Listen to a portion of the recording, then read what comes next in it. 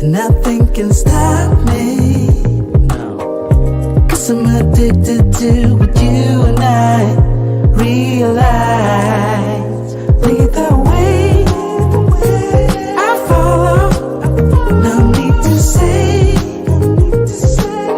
where we are heading now, babe. I follow to the edge of it all. So tell your good night, 'cause I'll find no matter what. Yeah, susceptible now before the moment flies, before it flies. So tell your good night, 'cause I'll find no matter what. Susceptible now before the moment flies.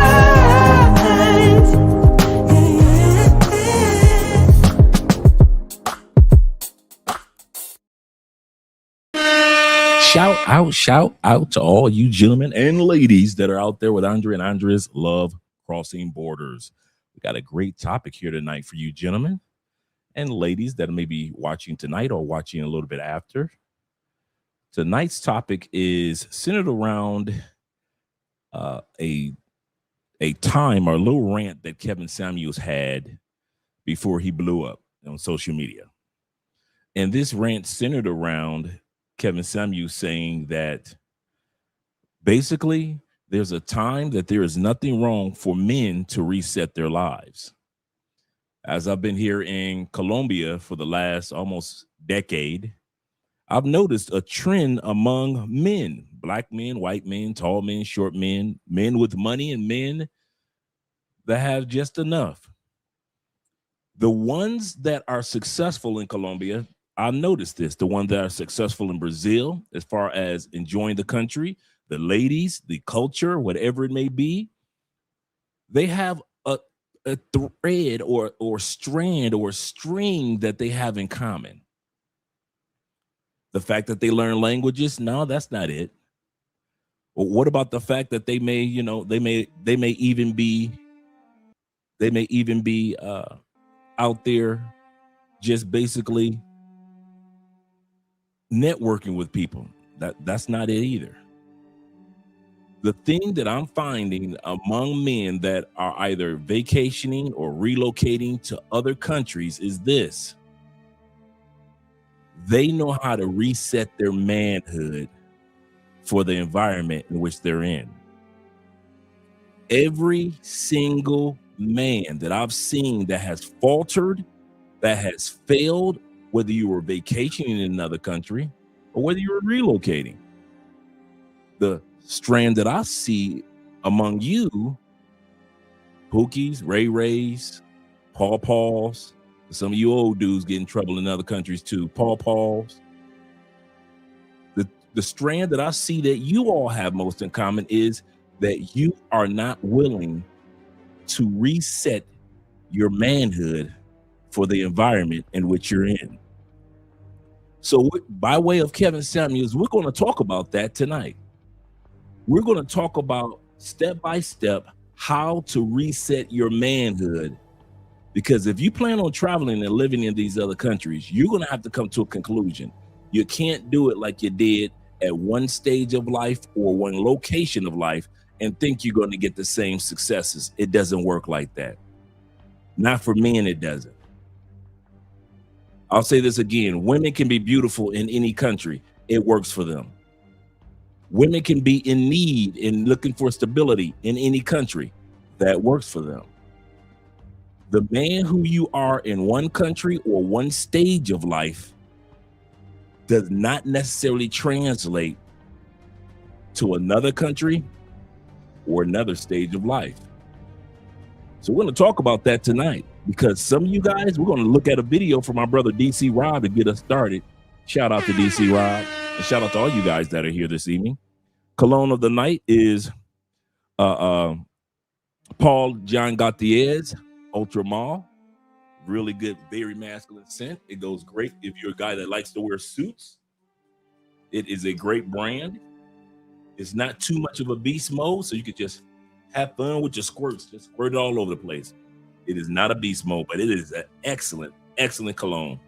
Any of the Le Mans collection, you'll enjoy. Or the Le Bleu collection, you'll enjoy.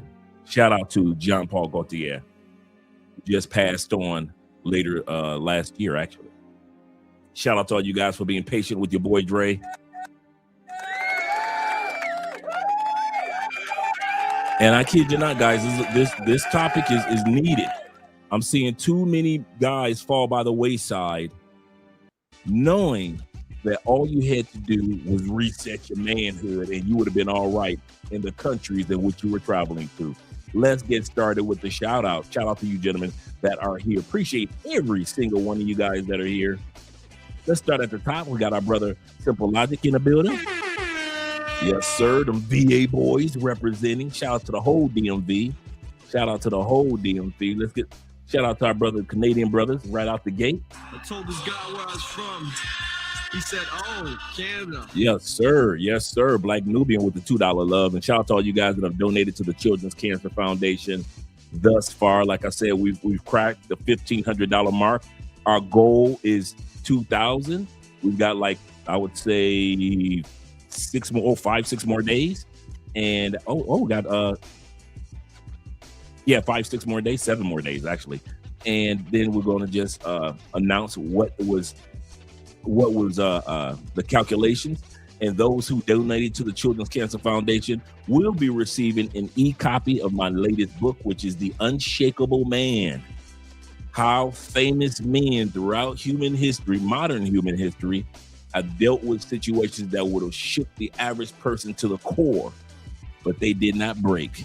So I've got excerpts in there from how Kevin Samuels was not broken, to Bruce Lee, all the way to Warren Buffett, to Jeff Bezos, to the Navy SEALs of the U.S. military, how these men were able to live their lives and not be shook like the average man can be, and has never gotten on their feet. So these guys are going to show you how to get on your feet in the book called The Unshakable Man. Yes, sir. So shout out to all you guys. I will be releasing it on Amazon after I make sure all you guys get your e-copies who donated to the Children's Cancer Foundation by way of PayPal or Cash App. Kenny said, did you get your email I sent you the other day? Asked about the topic, whatever's a good topic to discuss about a mixed Philippine. I gotta check the emails, Kenny. I go back to the emails and check out the emails that you sent me, okay? Thank you for giving me a heads up. Shout out to you being here. Good evening to you as well, Ken. We got 23 in the building. Click that like button. We like you. Make sure that you like us too, gentlemen. Such as my brother, Avengers Assemble. Yes, sir. Kevin Kings himself. He said, greetings, Andre and Andre, and to everyone in the chat. Glad to see you all here this evening. Yes, sir. We had a good time last night. Me, Tours by D, Andrea. Shout out to my brother David. Shout out to who else was there? It was D's good friend. Then Drew's World was there. Shout out to Drew, Andrew being there. So we all went out to dinner last night. That's why you guys didn't see me yesterday. We all went out to dinner last night in the San Antonio area in a really, really nice, quaint restaurant. Food was excellent. The drinks were on point. We had a good time. So shout out to David being down here. Shout out to Drew World being down here. Shout out to 0 milligram Vic being down here. Shout out to George being down here. It's a bunch of brothers that are down here. So shout out to all you guys that are down here in Cali, Colombia, doing your thing your way. Yes, sir. Andrew says this. Andrew the Great, that is. He says, resetting your manhood. This is going to be a life lesson video. Yes, it is. This one is actually going into the Patreon after we get done with it. This one will definitely be one that we're going to be dropping in the Patreon. Pen in hand, gentlemen. You're going to want to take notes with this one. And there's a reason why I said that, guys, we got to reset our manhood. We're doing something. This is 2026. And for the last 5 years, many of us who've been traveling, we haven't been looking as good as we thought we would. And so now, 2026, and it's time for us to do some resets, man. It really is. It really is. Shout out to all you guys here. Let me scroll down. And I got Tevin. I got Andrew J. Anderson. Agreed. We got T-Mac in the building. Hate that I missed you last week being here in Cali, T-Mac, but I know I'll get a chance to see you again, brother. LJV, Southern Vegan, is in the building as well. Glad to see that you're here also. Yes, sir. Let's go. Let us go. And I appreciate you guys being patient each night. Sometimes I'm a little behind on schedule, but you guys are always here showing some love. Shout out to my man Raymond Turner of the Turner family being here. He said, good morning and good evening, gentlemen. He said, I pray everyone has a blessed year. Yes, sir. That goes for all of us. That goes for all of us. Yes, sir. Shout out to man Grizzle being in the building. Shout out to E Grizzle being in the building. He said, I literally just got done watching a video of The Godfather did for this. Yes, sir. He was the GOAT. He said, what's good, chat? Say peace and blessings. Yes, sir. Shout out to E Grizz being in the building. Let me scroll down to my mentor, my boy, my homie, them Detroit boys. You better back the fuck up out my face, goddammit. I'm from Detroit, Michigan. Don't play with me. Mr. Sean D. Upshaw of the Upshaw family. And he represents them Texas boys. Now we all know about the Texas boys coming down to Candy Toys. Yes, sir. Yes, sir. Appreciate you being here, Sean. This is going to be a great one, brother. He said, yes, sir.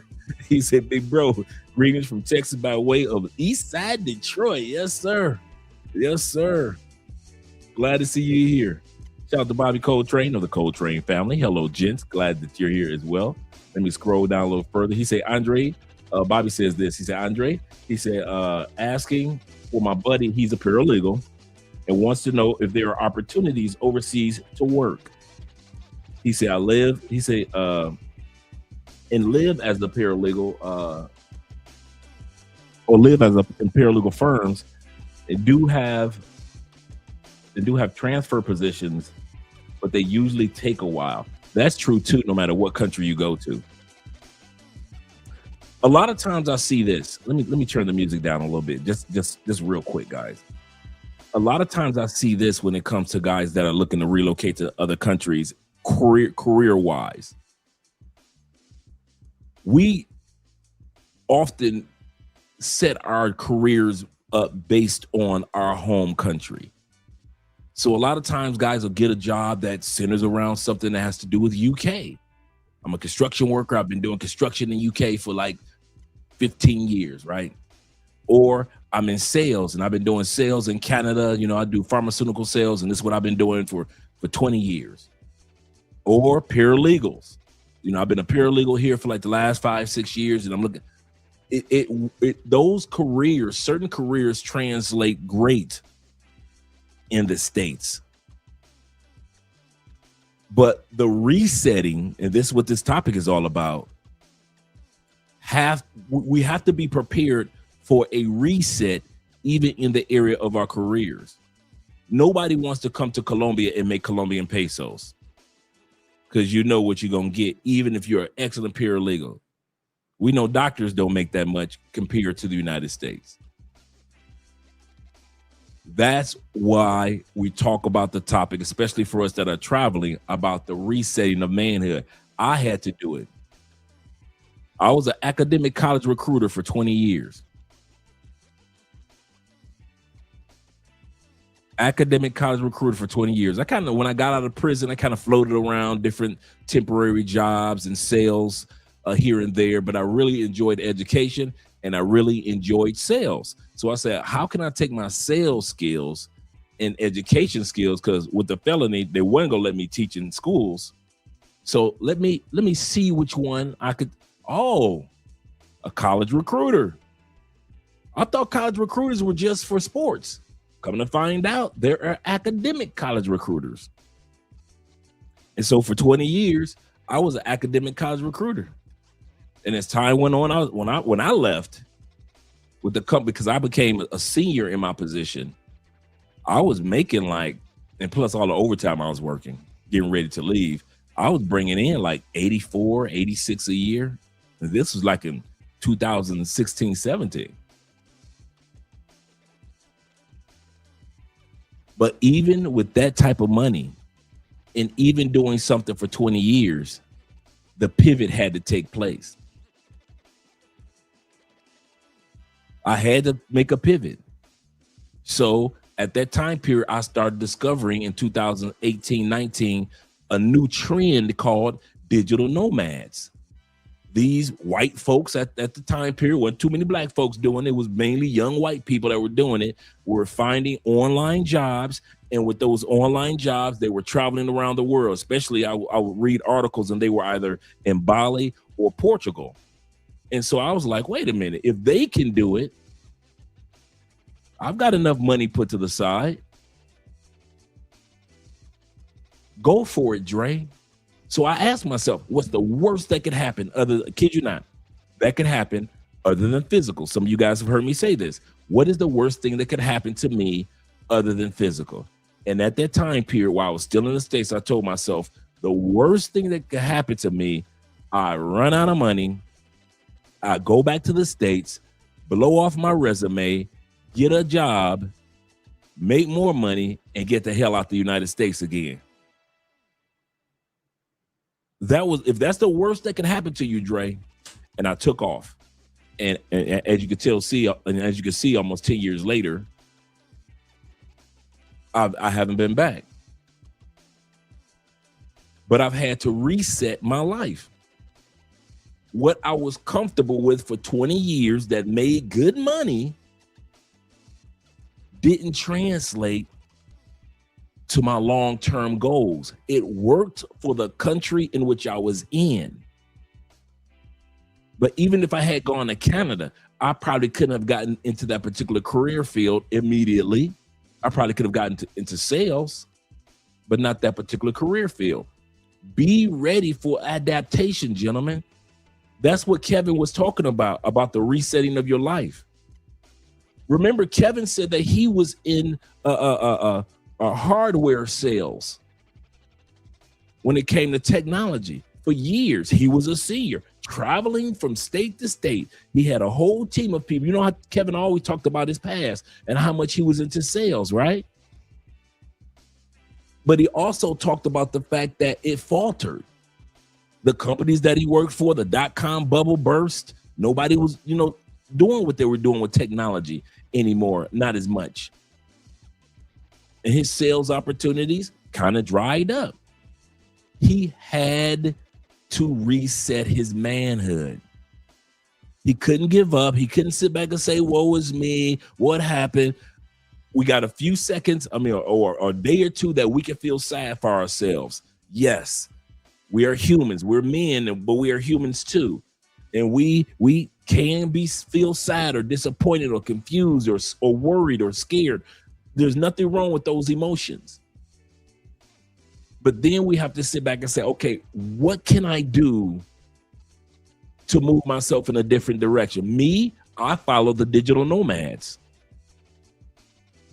And it's blessed my life.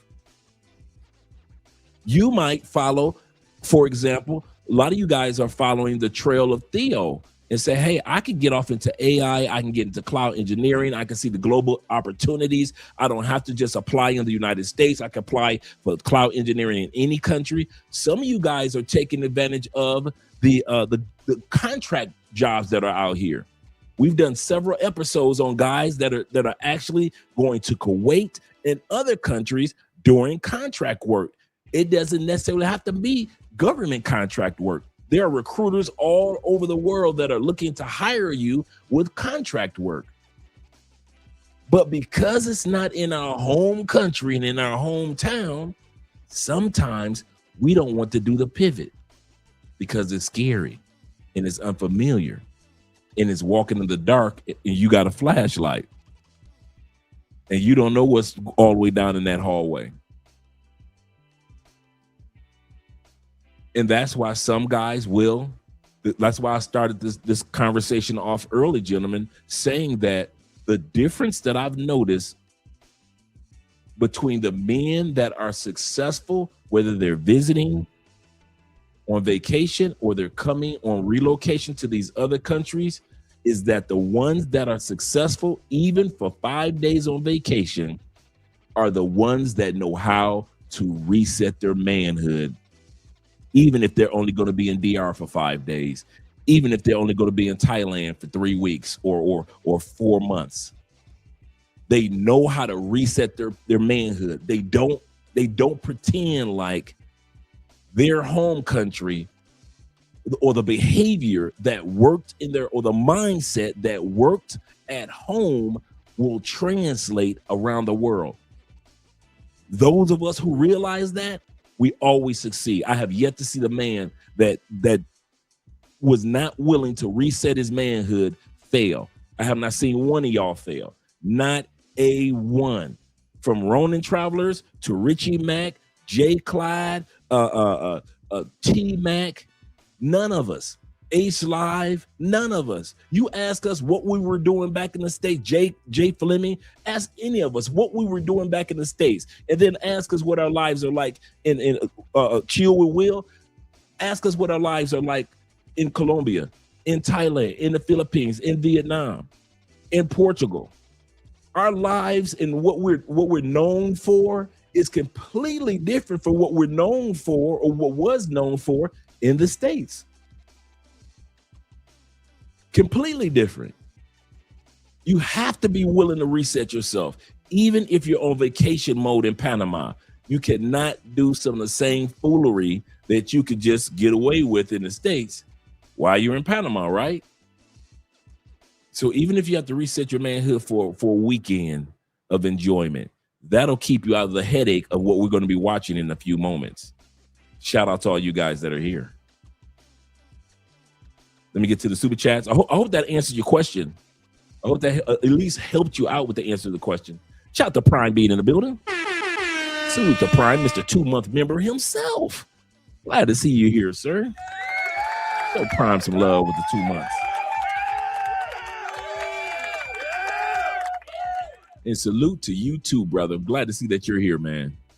Shout out to Iron Mike Dyson being in the building. I haven't seen you in a couple of weeks, Mike. I hope everything is going great for you, brother. He said, thank you for the information, Dre. I hope that helped, man. I kid you not. I kid you not. In my life,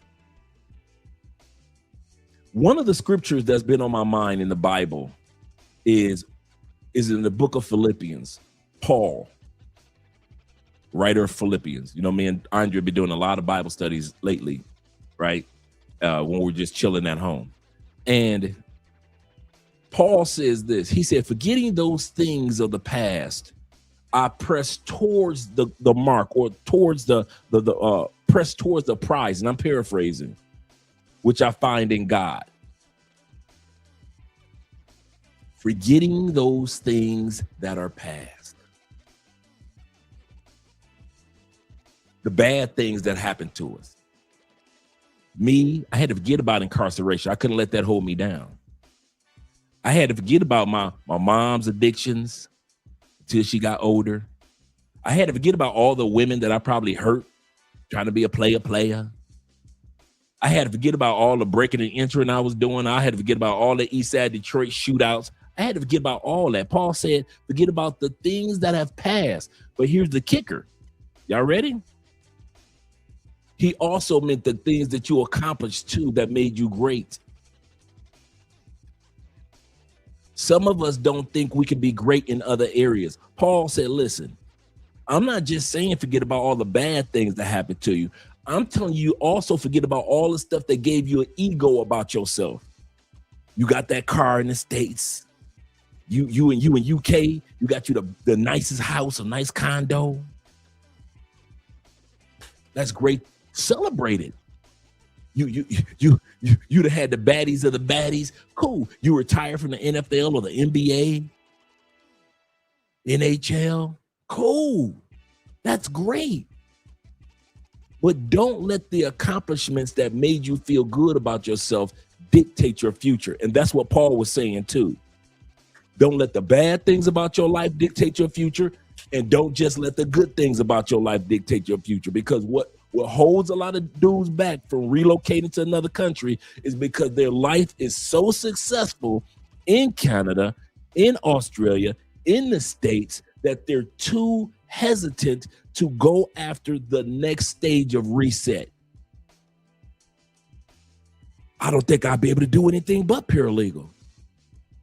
But then you ask if I sat back and I brought all the guys up here that are living in these other countries, they will all tell you their life looks in another country looks nothing like it did back home in the States.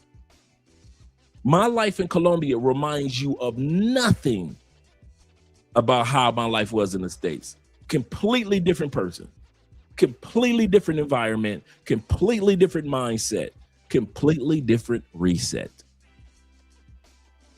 Think about it. I had to reset my life when I went to prison. I had to reset my life once I got out of prison.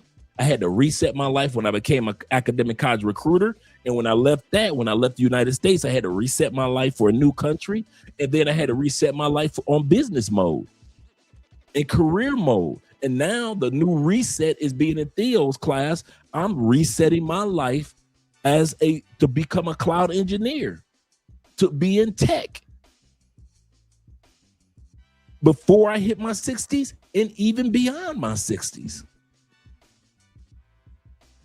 There's going to come a time when you guys look at Andre and you're going to be like, remember that dude Andre used to be on YouTube? Well, you know, he's still on Patreon though. Remember Andre used to be on YouTube back in the day? Why? Why back in the day? Because there's a reset. Michael Jackson. How many Michael Jacksons have we seen? Michael Jackson reset his manhood time and time. Michael Jackson did not die as Michael Jackson off the wall, did he? Did he die as Michael Jackson in the Jackson 5, even as a teen? No. Did he die as Thriller? Oh, what about I'm Bad, Michael Jackson? He didn't die as none of that. He was closer to Butterflies, Michael Jackson, when he passed on. This man redefined himself. He reset his manhood constantly. Any man that plans on being successful, walking this planet, will reset his manhood several times over to where people will not even recognize that you had a stage of life that was like that. Good or bad. That's why Paul said, forgetting those things from the past, forgetting all the bad stuff that happened to me since I've been preaching the gospel of Jesus, Paul, and forgetting about all the churches that I built, all the good things that I've done, I'm still pressing as if none of that ever happened. Some of you guys remember the interview with Kobe Bryant, right? Let me turn the music down just a little bit more. Some of us remember an interview with Kobe Bryant. It was game 4, game 3. And they were leading the series like 3-1 or 3-0. I forget which championship it was. Kobe was stoic during the interview. Kobe, you guys are leading the series. Looks like the series is going to go back to LA. You guys are going to win at home. Kobe was so stoic. Why aren't you excited? He said, basically, I'm paraphrasing, I'll get excited when the work is done. I'll get excited when we're finished. The series is over.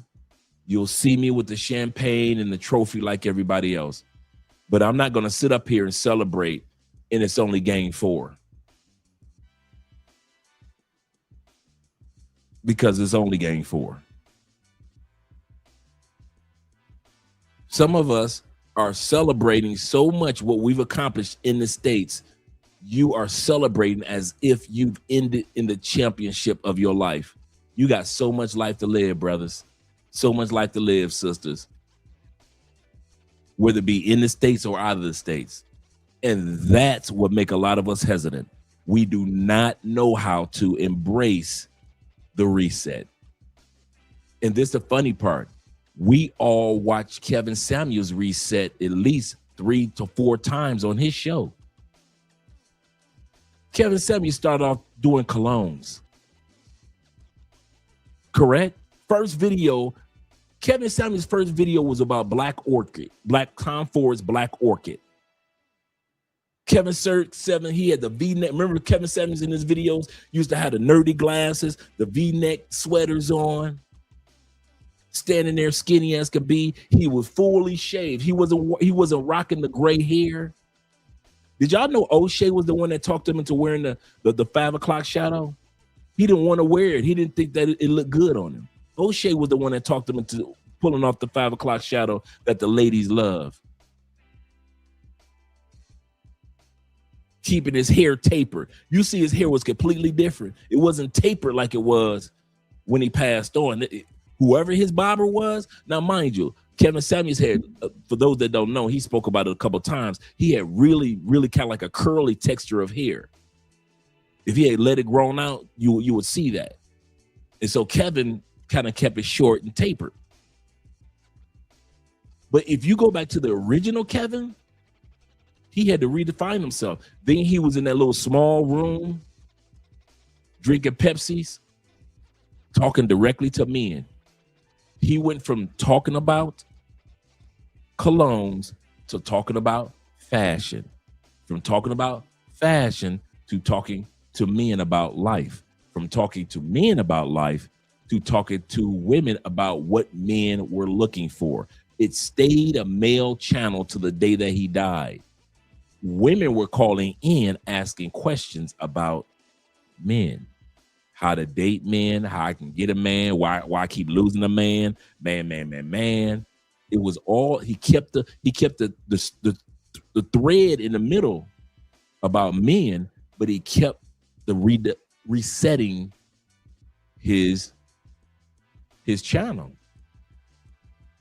All of us have. Man, Andrea started this thing is just, my name is Andre, her name is Andrea. We are Love Crossing Borders. Hi. Today we're going to talk about the 10 topics of how the benefits of interracial dating. That was our first episode. The benefits of interracial dating. Today we will talk about the benefits of, I look like I'm freezing. Am I freezing, guys? Let me know if I'm freezing today.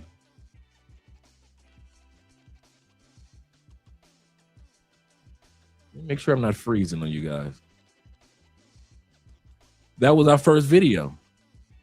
And we've redefined and revamped and turned it into a whole business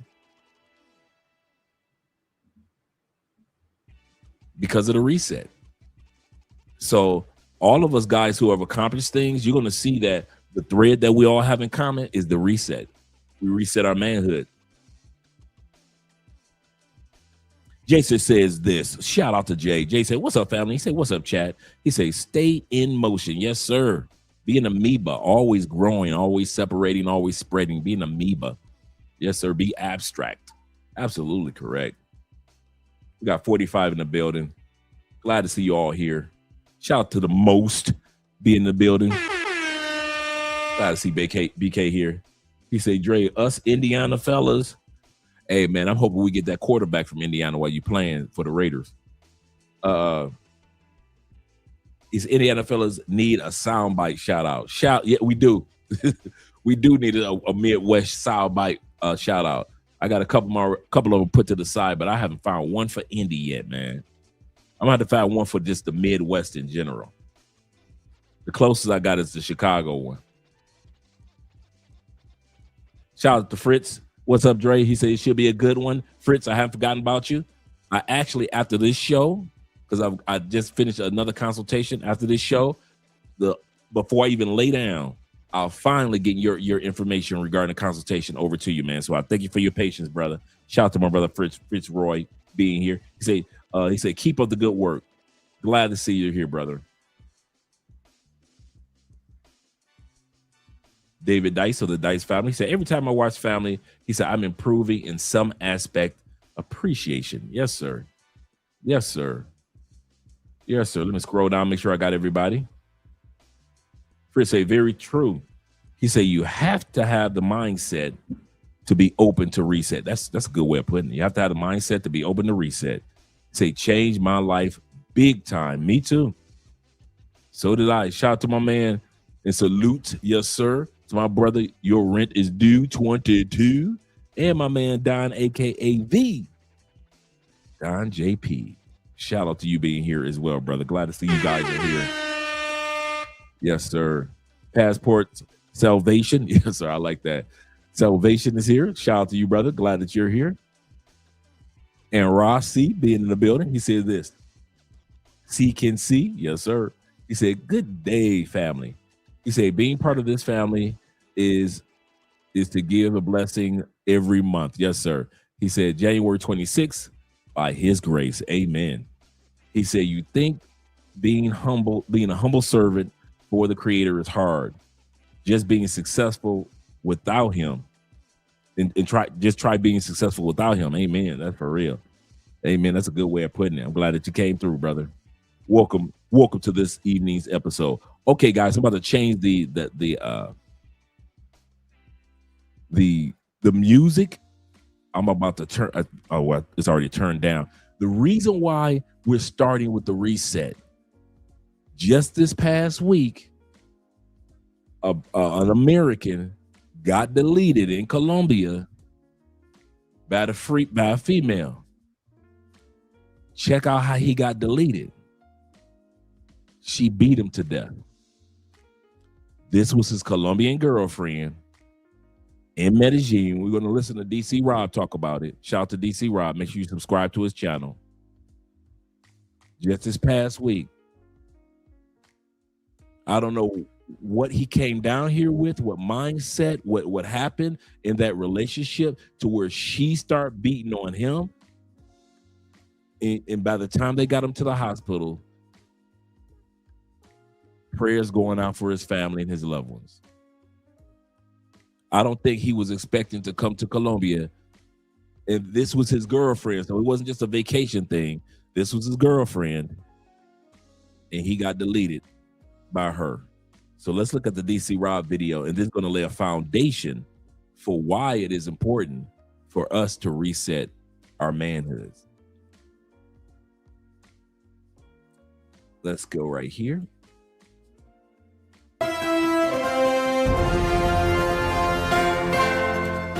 Breaking news. Woman allegedly murdered her American partner in Medellin, Colombia. If you're not familiar with my channel, I report the news for Central and South America with a special attention on Medellin, Colombia, and Colombia as a whole. I do these videos for those that want to know before you go, as well as for expats that live there and want to hear the news in English. Quick heads up, Americans in Colombia applying for a visa now need an FBI background check. Get yours in 24 to 48 hours using On Call Colombia. OnCallColombia.com. The information is on the screen as well as in the description of all my videos. This is unfortunate news to have to pass on, yet it is news. Let's jump into it right away. A woman allegedly murdered her American partner in Medellin. The man passed in a medical center after suffering multiple contusions. The woman was placed at the disposal of the prosecutor's office. A new act of violence was reported in Medellin where a U.S. citizen lost his life after being physically assaulted during a fight. The incident occurred in the La Estación Villa neighborhood in the northeastern part of the city. According to the official report, the 45-year-old American man had an argument, apparently overtaking the cell phone of a 30-year-old woman who was said to be his romantic partner. During the altercation, the woman and others allegedly assaulted the foreign national, causing him serious. So they may have considered him, based off of what Rob just said, you know, Colombia, street justice. Let's be real.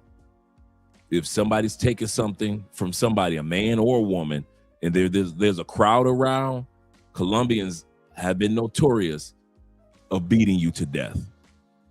That's Colombian street justice. For those that don't know, you ain't got to wait for the police to come. A lot of times the police will stand right there and just drag the body off after the crowd gets done with you. That is very common here in Colombia. And I bet you that crowd didn't even know that they were a couple. So they were assuming that he took the cell phone. Let's go back a little bit. Allegedly assaulted the foreign national, causing him serious injuries. Following the beating, the man was rushed to the CES clinic where he was admitted in critical condition. Despite the efforts of the medical staff, he suffered a cardiorespiratory arrest and was pronounced deceased minutes later. Once his passing was confirmed, national police officers arrested the victim's partner, who was identified as the alleged perpetrator of the homicide. The woman was turned over to the prosecutor in charge under the same criminal case number, so that the corresponding legal proceedings could be carried out. The Attorney General's office will continue the legal process to determine responsibilities and define the legal status of the captured woman, while the work of fully identifying the victim and notifying his family members is carried out. So far in 2026 in Medellin, 10 people have been violently murdered, 7 men and 3 women. Now, he didn't necessarily say that there was foreigners, but he just saying that 10 people have died so far in Medellin. The district with the highest number of cases is Candelaria, followed by Robledo. In 2025, the city ended the year with 326 homicides, of which 108 were attributed to neighborhood disputes and 5 to domestic violence. This story is unfortunate, of course. A little scrambled right now. Was she involved? Was it her cell phone that was being stolen? Was it another woman with him and another girl got involved? I'm just going out on a limb here and just thinking he was with this woman and she tried to steal his cell phone and he may have caught her and the neighborhood hopped in. That's the only thing I can think. It's still too scrambled. Of course, I'll stay on top of this story. If there's any new news or any updates that come up, if you happen to see it first, by all means, share it at dcbornrobgroup@gmail.com. dcbornrobgroup@gmail.com, and I'll get it up as soon as possible. Condolences to the family and friends of this gentleman. Remember to travel, but travel safe. All right. Shout out to DC Rob for that information. So as we saw, this gentleman was 45 years old. The young lady in the age gap is not the part. The fact that, as some of you guys were saying, that they were a homeless couple or a couple that was in destitute, there are. It will amaze you how many guys that are here in Colombia from the States that are living in $50, $75 a month apartments and paying 50-50. I'm gonna say this again. It will amaze you, and I'm not telling you what I heard, is what I know. It will amaze you how many Americans that have come down here and got strung out on drugs, or was an alcoholic and just became raging alcoholics, or they got robbed and they don't have their passport and never tried to get another passport because they were so busy sniffing something. There are a lot, and I mean a lot, of foreigners here that are living rough, hard lives. So I was not surprised when they said that they could have been homeless. I'm not surprised at that at all, because Americans coming down here, all it takes is just one sniff of the wrong drug in your life, or drinking alcohol to an extent of, on a level that most of us don't even think about, or dealing with the wrong type of crowds, could just turn their lives upside down. And it's sad that this brother lost his life. But that's what I mean about the reset, gentlemen, how important it is to know that we can't take behaviors that we noticed back in the States. Yeah, the coke and coochie get you every time. You say it can't be can't be that good to get brothers strung out. It is. My brother T-Mac says this. He said, I see foreign bums in El Poblado begging other Americans for money. That's true. That's true. That it is so sad. So sad. Yeah, we'll definitely have to keep the brother's family in prayer, because that's sad information to send out. He said DC Born Rob showed an American woman getting robbed by a man with a knife, and her male companion. I remember that one, man. The white dude, he just stood there while the crowd came and beat the dude down. but the white dude didn't do anything. He just kind of like stood to the side. Yep, I remember that happened. Let's get started with the video in regards to Kevin Samuels and when it comes to resetting our manhood. We officially get started. I just want you guys to know how much I missed you. Shout out to MTR. All right. It's been a couple of weeks now that I, on purpose, took some time away from the channel to just relax, to just reflect. It's been one of the first times in the 7 or so years that I've been doing content that I took the opportunity to be able to do that outside of a medical condition or outside of a family member's death, right? I just took purposeful time to just sit, to reflect with my friends, my family, my loved ones, right? To enjoy the holidays and Happy New Year. Along with that reflection, I look forward towards the new year. There's many of us that have not made it into the new year, but here we are. So within that reflection, I've taken the time to really write down what it is that I want to accomplish, where it is that I want to go. And I have so many amazing ideas that honestly put a smile on my face to think about where this platform is going to go, the people that I want to help, the value that they will receive. And I hope that each and every one of you have taken an opportunity to see how it is that you can win in 2026. Also, I've been going back in the archives and looking at a couple of older videos that piqued my interest back into the day and I thought would be a value add to contribute into the conversation or discussions that we have up on here. And I had to go back to the late, great Kevin Samuels YouTube page to bring this one out into the forefront. He did a live stream discussion in his car back into the day. Now, this content is like 7 years old, where the topic of his conversation was about reinventing yourself. Even when I think about years ago, when I first started this channel, I have reinvented myself so many times in order to try to create the success that I'm seeing today. And I kept my nose to the ground within that reinvention and even did things that people didn't think that I should do. And the fruits of those labor is being paid out with exceptional dividends today. But within this concept of reinvention, especially amongst men, it is so critical. It is so key. I mean, again, years ago, I was up on this channel with like a do-rag on and a hoodie and a big hoodie on. All right. Talking to you guys from a place of authority. And now look, the things that I've gone on a path to try to improve and how much more people that I can reach because of the concept of reinvention. I want you guys to look at the video with me that we're about to watch. And as you create your goals, right, for next year, think of the concept of reinvention. Don't think of yourself as the person that you see in front of the mirror right now, but of the person that you aim to be into the future and execute towards that ascension. All right, guys, let's get active on this one. Without further ado, Let's try this again. 1, 2, 3, 4, 5, 6, 7. Welcome back. his old intro was trash. Have you ever watched Yeah, he used to do that. Chris Rock's special talking about how come every woman you meet who's shy is never from? Let's try this again. 1, 2, 3, 4, 5, 6, 7. Welcome back. His old intro was trash. Have you ever watched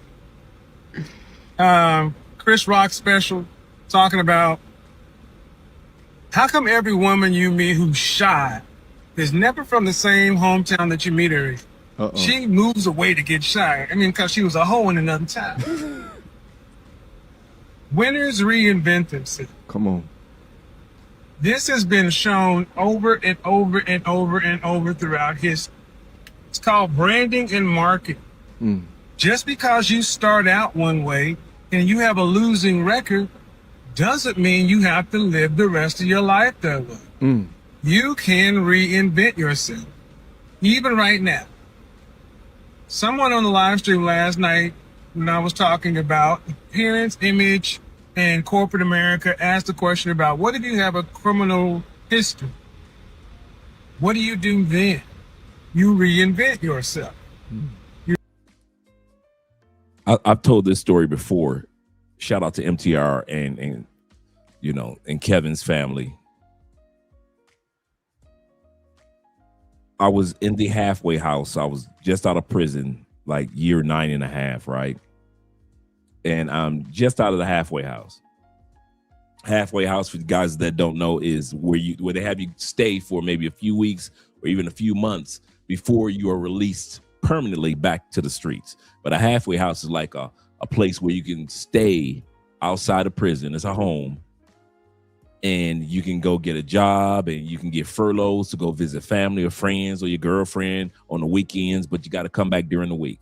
So I'm at the halfway house and I have two people walk up on me. I've never seen these people before. And they just start telling me about their cases and they start telling me about their clients and so forth and so forth. And I was like, they're prison clients, in other words. And I was like, I don't work here. And they were like, you don't work here? And I was like, no, I don't. I said, I'm one of the inmates that was just brought in a couple of days ago to find a job. And they were like, oh my God, I'm sorry. We actually thought that you were one of the head case workers here. Why did they think that? Why did they think that a guy that was fresh out of prison from doing 10 years in prison was one of their peers? Why? Because when I was in prison, I reinvented myself. Now, I didn't create a pseudo or fake Andre. Some of you guys feel like sometimes I'm going through imposter syndrome. I don't really, if you're going after a goal, I don't believe in imposter syndrome. I'm going to say this again. If you're going after a goal, there is no such thing as being an imposter. Imposters are people that pretend like they're going after something and they never do. I don't care if you fail 15 times trying to complete certifications in Theo's classes. As long as you're going for it, you're not an imposter. I don't care if you tried to lose weight, that extra 10 pounds just haven't gone anywhere in 4 years. As long as you're still going for a walk every morning, you are not an imposter. I don't care if you try to start that business several times over. I don't care how many times you do it and you saw your other boys' businesses just blossom and they're doing great. They're bringing in $500,000 a year and you're still at $40,000 a year. As long as you're getting up every day and grinding and making sure that business is at least trying to stay afloat until it advances, even though you may have a full-time job on the side, you are not an imposter. Sometimes we think imposter syndrome means that I have to pretend to be this superfly guy that I'm not.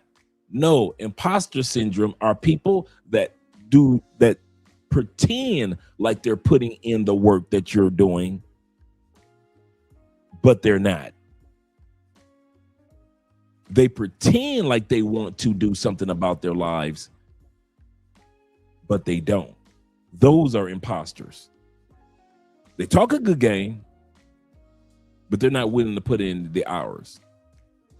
One of my favorite jokes about entrepreneurs. An entrepreneur is a person that's willing to put in 80 hours a week so that he'll never have to again put in 40 hours a week. I'll say that one again for those in the back. One of my favorite quotes that has always kept me motivated in the business sector. An entrepreneur is a person willing to put in 80 hours a week so that they never have to work 40 hours a week ever again. I'd reinvented myself. And I didn't even know that because I had on slacks when they saw me. I had on wingtips, black wingtip shoes when they saw me. I stood with pride when they saw me. Not with an ego, but I stood like I had authority, even though I was a guy that was just getting out of prison 3 weeks ago. I'm just getting to the halfway house. Nobody knew. I don't even have a job yet.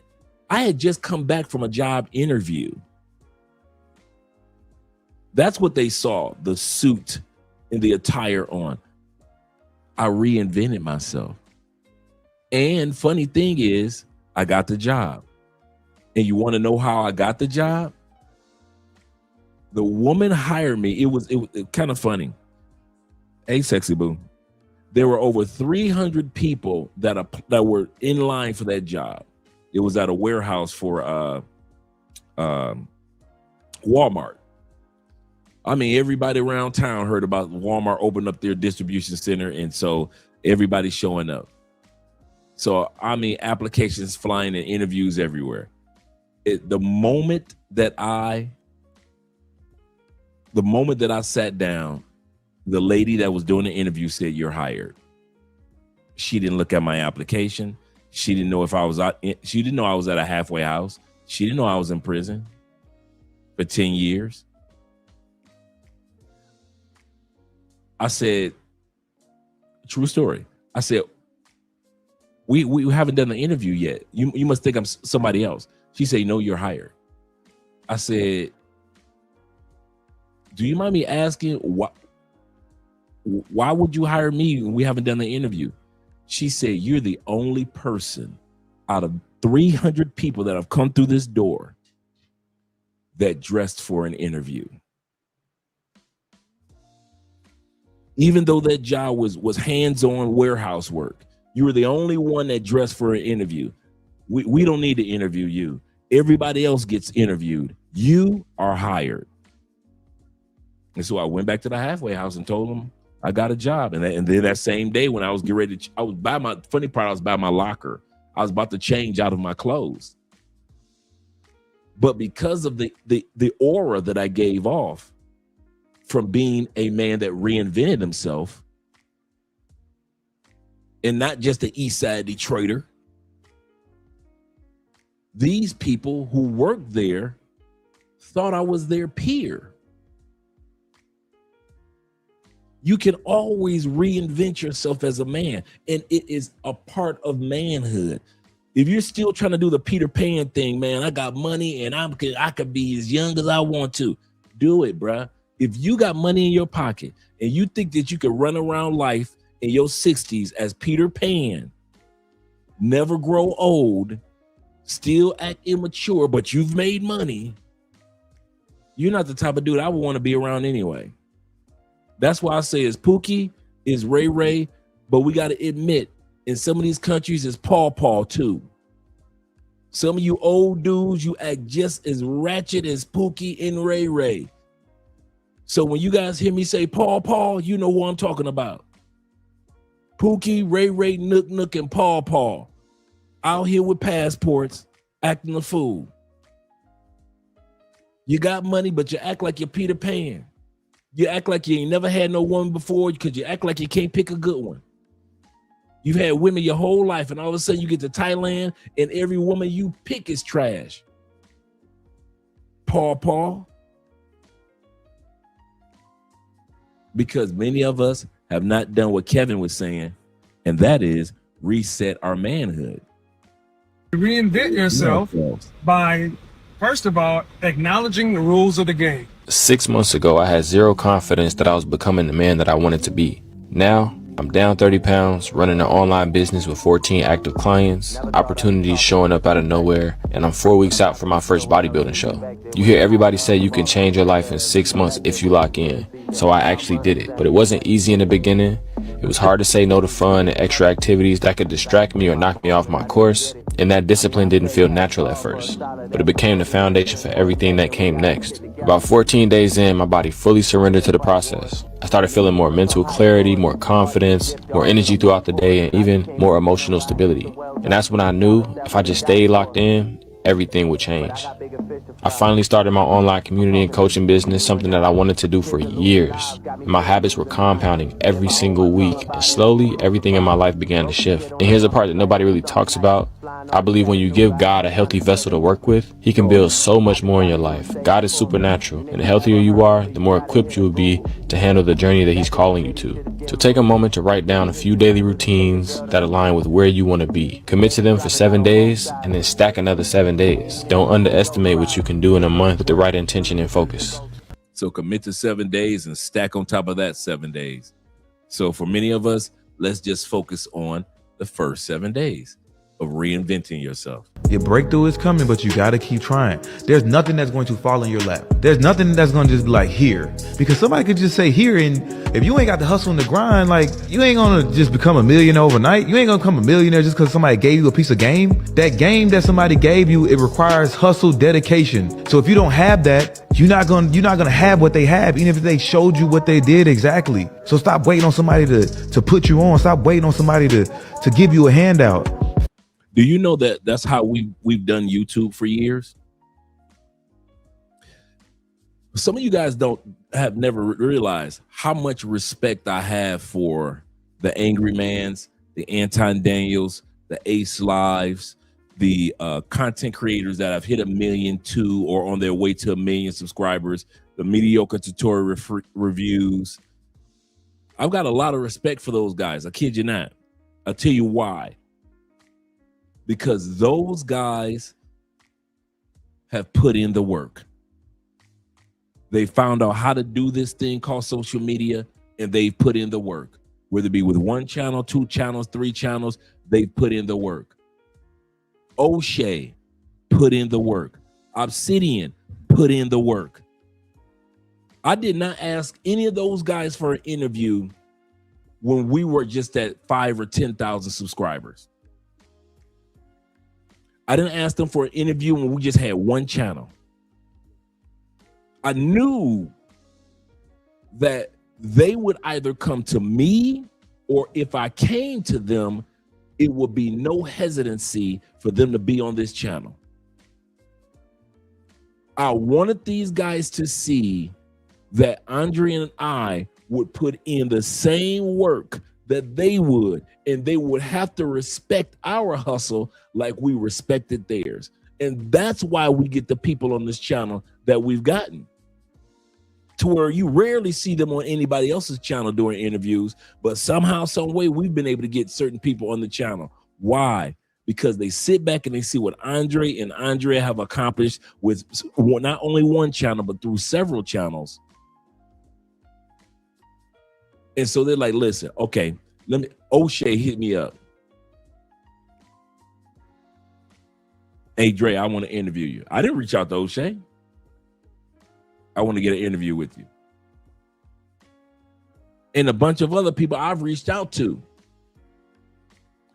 Obsidian, I was just in his comment section.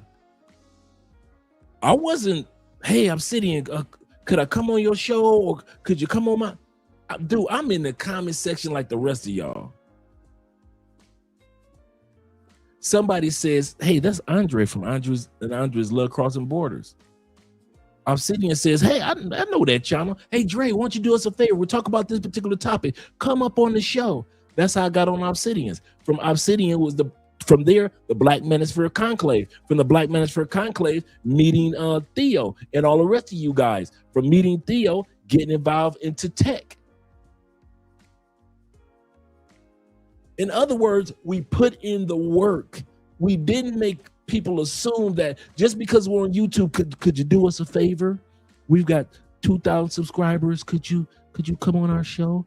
Now, me, I don't care if you got 15 subscribers. I'll come on your show and show you some love if you got a good show. So I ain't funny style. I know we all got to put in the work. But I know that there are certain content creators out there that if they don't see you put in that constant work and serious about the craft, they won't come on your show.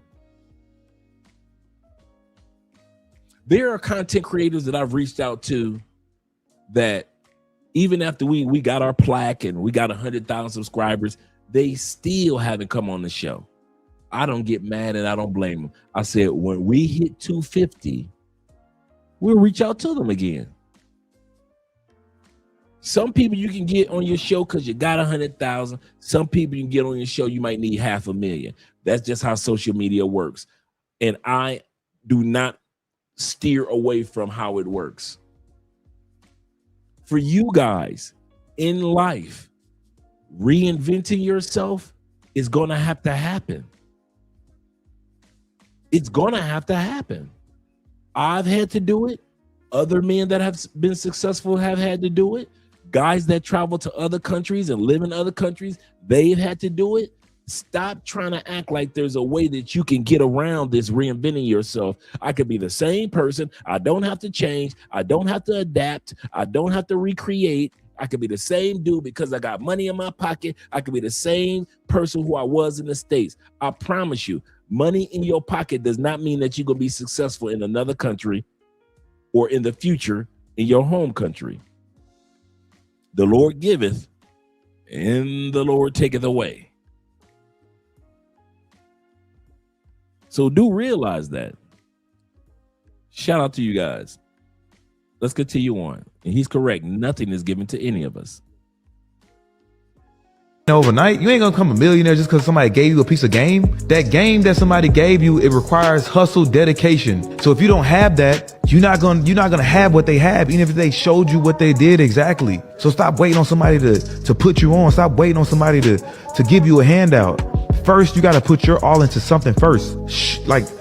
Build yourself up you gotta build that hustle up. Once you become a hustler, once you become a determined person, you can turn anything into gold. An alchemist, you can actually be an alchemist. The alchemist is not actually turning anything to gold. It's actually about turning your situation to gold. You reinvent yourself by, first of all, acknowledging the rules of the game. See, this is where most guys screw up. Most guys, and in general, brothers in particular, we would rather keep it real and keep fighting what works and doing stuff the hard way, right, versus saying, you know what, there's a more direct path. Yep. And the direct path is reinvention. Start with the fundamentals. Realize that life is a game. Mm-hmm. Just like the series The Game of Thrones, you play to win because the penalty is death. If you're going to reinvent yourself, you got to sign up and say, here are the rules. Okay, know the rules of the game. Image counts. Perception is reality. Yep. Everyone has an opinion. Yep. You get your own facts. When you start to reinvent yourself, you're going to have to start separating yourself from friends and family members and so-called loved ones who want you to keep it real or stay on that same level because they had the issue, not you. My niggas that's really well known in the city that they live in, you feel me? You might have made it out of poverty and you grew up around a lot of people. You know a lot of people in your city. And with that, people seeing you successful and seeing you progress, they gonna hate on you. We in times right now where everybody broke. A lot of niggas done lost them PPP loans. A lot of niggas ain't getting that EDD money no more. You've been grinding, you've been going hard, you've been building a business, and you still living in this city where the names start to get big. And you already gotta worry about the niggas that don't know you that's struggling, but what about the people that do know you that's struggling? You feel me? The people that feel like they should be in your spot. You know what I'm saying? You gotta worry about these niggas too. Especially the niggas that like to floss and they like to stunt on Instagram or stunt on Facebook and stuff like that. Even if you moving like the president, you still touchable. You still within reach of the streets. Stay away from people who bring out the person you're not trying to be anymore. And I don't let that slide by. Get away from people who try to bring out the person who you are not trying to be anymore. I didn't talk to anybody when I was incarcerated.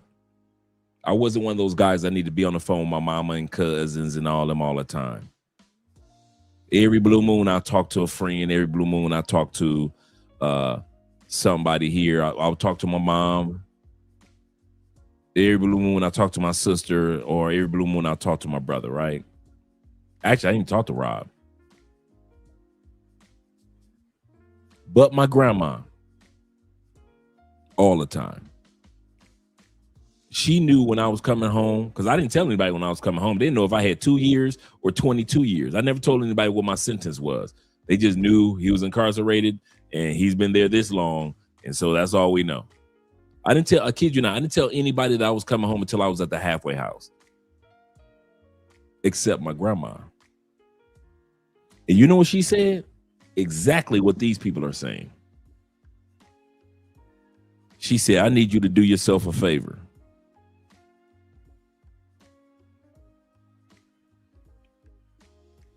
Don't come back here to Detroit. And if you do come back here, make it quick. Don't come back here around family. Visit family, because we all went to the same church. So our family everybody goes to the same little church, right? Been like that for years. Visit family, but don't come back around the family.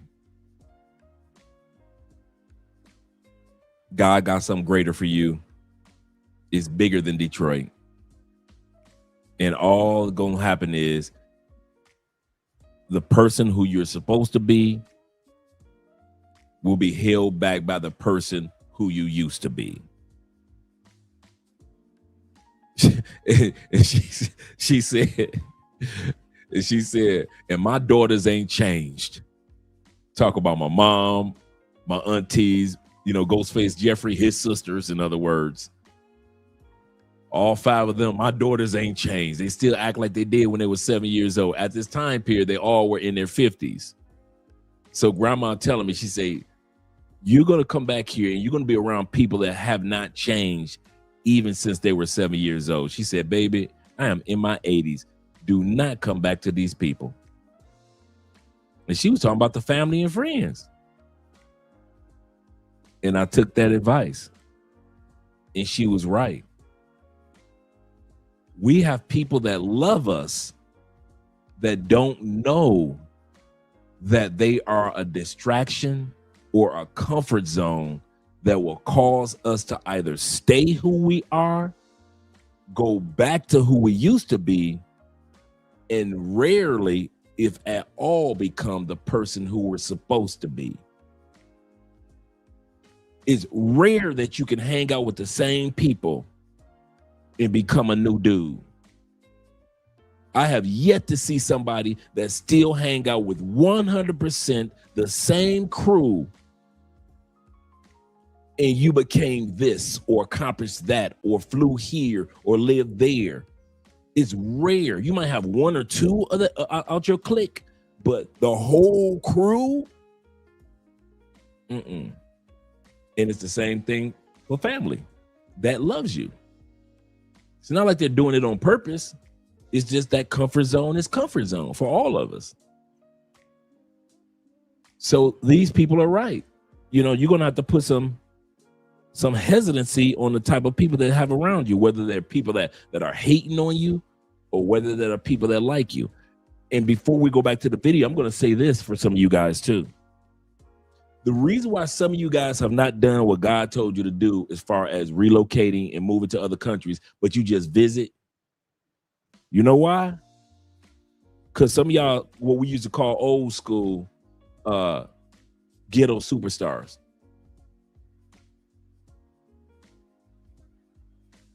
In your family, among the cousins and nieces and nephews, you probably make the 3rd most amount of money in all the families. Between your daddy's side and your mama's side. You got a couple doctors and a couple nurses in the family, but you make good money. Among your friends, you got the best house. People know you back in the day when you was hustling, or when you was playing sports, or when you owned that business over there on the other side of the city. Some of us have been ghetto superstars in our city of Baltimore, Kansas, Chi-Town, Philly, San Antonio, Oklahoma City, Seattle. We've been ghetto superstars in our city so long, man. People know us. Hey, that's Dre. What's up? Hey, Dre. Hey, Dre, come here for a minute. People know us. We're comfortable. And we think we will not ever be reinvented. We were ghetto superstars in the 90s in our city. We were ghetto superstars when people knew us because we got the new career. We graduated college. We've been doing good for ourselves in that same city.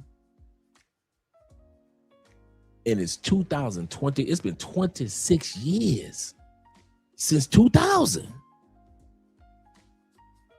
And you will never become the person who you're supposed to be because you're so busy being the ghetto superstar of the family.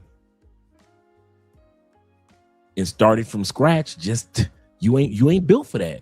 And I'm gonna say this again: some of y'all ain't going nowhere because you ain't built for starting from scratch. And I'm not saying it's starting from broke, but you aren't built for starting from scratch, going to a country and learning a new language. Being around women that are fit. You want a woman that's fit, feminine, friendly. But when you come to other countries, let's be real. The last woman that y'all be dating on a regular basis is fit, feminine, and friendly. She might be fit. She'll pretend she's feminine, and she'll pretend that she's friendly. Next thing you know, you dudes getting drugged. How was that fit, feminine, friendly? Could y'all answer that for me? How was that fit, feminine, and friendly if just like we just saw the story of the guy this week in Medellin that got deleted by getting beat down by his girlfriend and a crowd? Was that a fit? What part was that fit? Was she being fit or it was a feminine, huh? Oh, it was her being friendly when she beat him down and he died this week. Some of us claim we want fit, feminine, and friendly, but if somebody opened up our cell phone, ain't none of them females in your phone fit, feminine, and friendly. All three, not just one, not just two. You dudes over there in Southeast Asia, fit, feminine, and friendly, huh? What does fit, feminine, and friendly got to do with you getting scammed and y'all bank accounts end up being empty because you're sending all your money to your little girlfriends in Southeast Asia and you got an extra job now, you got hustle. You thought that y'all had that house in Thailand in both y'all names, and you find out that it's all in her name and she built it from the ground up with your money. What part of fit, feminine, friendly is that? Unless we reinvent ourselves in these countries, guys, and not carry ourselves as if we were in our home country, we're going to continue to make certain mistakes. We're going to continue to make certain mistakes. Before we go back to the video, let me hear what our brother T-Mac has to say. He said, my house is in California, not close to being the best house in the family because most of them live in Texas. They tell me how small it is, but I tell them that its value is 1.2 million, no matter how small my house is. He said, California shack. Yes, sir. Shout out to you looking at the value of your home and not looking at what's going on back in Texas, back home. Absolutely correct. Don't let the Texas people dictate what you're doing with your life. Let's go back to the video. They gonna hate on you. We in times right now where everybody broke. A lot of niggas done lost them PPP loans. A lot of niggas ain't getting that EDD money no more. You've been grinding, you've been going hard, you've been building a business, and you still living in this city where your names start to get big. And you already gotta worry about the niggas that don't know you that's struggling, but what about the people that do know you that's struggling? You feel me? The people that feel like they should be in your spot. You know what I'm saying? You gotta worry about these niggas too. Especially the niggas that like to floss and they like to stunt on Instagram or stunt on Facebook and stuff like that. Even if you moving like the president, you still touchable. You still within reach of the streets. Stay away from people who bring out the person you're not trying to be anymore. And I feel like there are people from your past or people who think they know you. And I always say this, if you knew me, that doesn't mean you know me. If you knew me in 2019, that doesn't mean you know. Hell, if you knew me last week, you may not even know me this week. And there are people who may want to keep you in a space that they're comfortable with you being because of what they knew of you and the history that they think they knew of you. And they want you to stay there because it makes them feel belittled. It makes them feel uncomfortable for you to be anything else than where they pictured you, where they knew you. I've been through hell. You know what I'm saying? I did most of the movies on cocaine. All About the Benjamins. I used to sit in Ice Cube's trailer in the morning and be crying. Tears.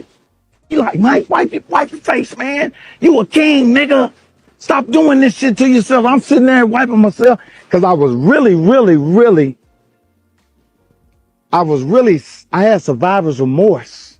I was so sad that I left all them niggas here in this city and I was famous. And when I would come home, I wanted them to be happy for me and they was mad at me. So I said, damn, I got to destroy myself for you to like me. I was like, damn, my favorite nigga, it seemed like he liked me more when I'm coming down off coke and I'm crying and I hate myself. He was like, oh man, I love you, nigga. I'm praying for you. But when I wasn't high and I was working out and I looked good, he's like, nigga, you think you better than me. I said, nigga, how is my success a reflection of your failure? And that's what happens to the kids. They around here killing themselves, trying to fit in with somebody who's fucked up. That's the truth. Got a buddy right now, man, you know, hurt my feelings that he sends all these different messages out saying shit about me. I done been there for this nigga 100 times, you know, 100 times, man. And he sends every time I see somebody, they saying he's saying this. So I start telling the motherfuckers who tell me that, what did you say, nigga, when he told you that about me? Nigga, don't tell me what niggas say about me. Tell me why they feel comfortable telling you. Facts. There are some people that will tear you. That's another reason why you need to get away from certain people in certain communities, because the lack of appreciating that you're even there. I'm gonna say this again. There are certain people, certain communities, even family members and friends that love you. They really do. But they will not appreciate the fact, and that's what we assume, that they appreciate that I didn't move to Florida. They appreciate that I didn't move to St. Louis. They appreciate, you know, their family members and friends that we assume would appreciate that that you stayed in Philadelphia and didn't leave. We appreciate that. No, they don't. You assume that they would appreciate that you didn't move from New York. You assume that they'd appreciate that you didn't move from Texas. See, you assume appreciation, and that's another reason why you stay. Not realizing if you left, life goes on. If I learned anything from incarceration, gentlemen, I learned that life goes on.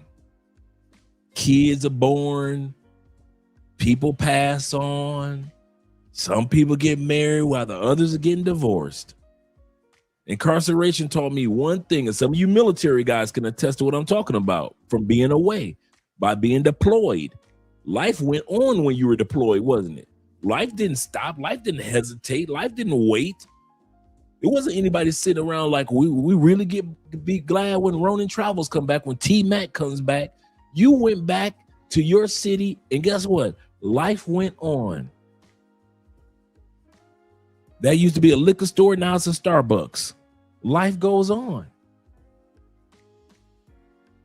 One of the reasons why some of us do not reinvent ourselves, because we assume that others appreciate who we are now. And so I'm not going to change who I am now because, hey, my people love who I am today. I ain't changing for nobody. You got to accept me for who I am, who I is. And I'm telling you, that's not the way to live life. Because I'm going to tell you something. People will not appreciate you, will not appreciate the fact that you didn't change. So you might as well go ahead and change. If you sit around thinking right now, when we get off this live stream, that the people that's close to you in your cell phone appreciate the fact that you've been the same person for the last 20 years, they don't. It is not their job to do that. That's why I'm saying this. It is not their job to appreciate you for you.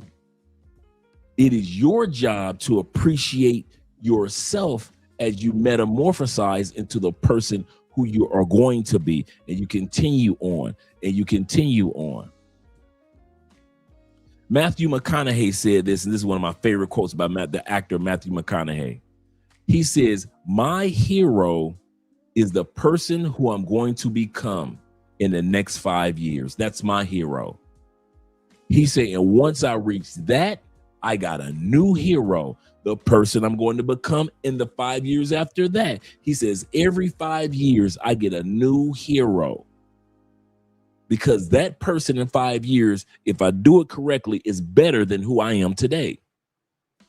He's saying once I hit that 5-year goal, I got a whole new hero to look at in 5 years. Why? Because the person who I am today, after the first 5-year sweep, is looking at the person that's down the road who I'm going to become. And he's supposed to be better than who I am today. I'll never forget that. He said, my hero is me 5 years from now. And every time another 5 year comes, I get a whole new hero to look at because I can see a whole new me, a new invention, whether it was I read certain books, or I learned a new language, or I went to a country I never visited, or I invented something, or I helped somebody with something, or I helped the homeless. Whatever it is, you did something different. So celebrate the new you. But if you're not doing anything different and you're thinking that the people in your community appreciate that you didn't do anything different, they don't. And they're not supposed to. They are not supposed to, brothers. Nobody hey, if y'all waiting around for somebody to appreciate the fact that you using your passport, you out your mind. Ain't nobody sitting around, dude. They talk about us greasy on mainstream media, social media, don't they? They talk about us like trash. Black men talk about us bad. White men talk about us bad. Latin women talk about us bad. Latin men, everybody talks about the passport bros, blue book gentlemen, black expats, any of us. They talk about us like we trash. If you think that we're supposed to wait around for them to appreciate the fact that we are relocating and visiting other countries, you're doing it backwards, because they're not supposed to wait on us. They are supposed to talk the way that they do. They don't plan on ever leaving America. They don't plan on ever leaving UK. They don't ever plan on leaving Canada. So I expect them to talk greasy about people that travel. You're sitting around, you're waiting for them to like, why do they talk so bad about the passport, bro? I don't give a damn about what they think. I don't care if Trump gave me a pat on the back or didn't give me a pat on the back. I'm gone. I'm going to wait around for family members to say, you know what, we're going to have a prayer circle before you leave, Andre, and we're going to sit back and we're going to have, we're going to have a go-away dinner. If they had it, cool, but I didn't wait around for them to do that. And guess who I get the most calls from now? Family and friend. Hey, Dre, how'd you do it? Now all the people that didn't appreciate me, because I wasn't expecting them to, are the ones that's calling me all the time. It's supposed to be like that. All you guys that don't feel appreciated by family members and friends for becoming the person who you're reinventing yourself to be, you're not supposed to wait for their appreciation. All this is supposed to be to the glory of God anyway. So you're not supposed to be waiting for their appreciation. So go after your goals, reinvent yourself, and stop being the ghetto superstar that you are today because you've been the ghetto superstar. Some of you guys are like Al Bundy. Remember Al Bundy of on the television show? Remember how he used to always talk about that one football season he had in high school? He always talk about, yeah, that one football season, I was the top running back and you couldn't tell me nothing. I got over this many thousands of yards. And that is the gleam of his life, that one football season in high school. And throughout the show, he talks about that. That's how many of us are. The reason why you didn't locate is not because you don't have the money. The reason why some of y'all don't locate is not because you don't have the talent, because you got the talent to get the career that you got in the States. you don't even realize you got the talent to create or get this talent or have the talent to go after what you're going after out of the States. I'll say that again. Some of you guys see all that you've accomplished in the States. Do you realize those same gifts and callings can be used outside of the States to make you successful? Dude, I'm really technically not doing anything that I wasn't doing before. What do I say I enjoyed? Sales and education. Have not our channel morphed into something like that when it comes to travel? Sharing information, keeping men and women encouraged when it comes to traveling and relocating? Sales of different products and courses and books and things like that by me and by others. My gifts and callings didn't change. The Bible says God's gifts and callings are without repentance. That means that whatever gift and calling he put in you, he's not going to repent and take it back. It's yours for the rest of your life. So whatever made you, for example, like our brother was talking earlier, whatever made him a paralegal, that same skill will make him successful outside the United States. We just too scared to use that skill outside the United States. Oh, we'll clap up the Theos. Japan, yay! Hey, Europe, yay! Theo in Europe, yeah! Theo's moving to Colombia. Oh, Theo moving to. We'll clap up others using their skills in other countries.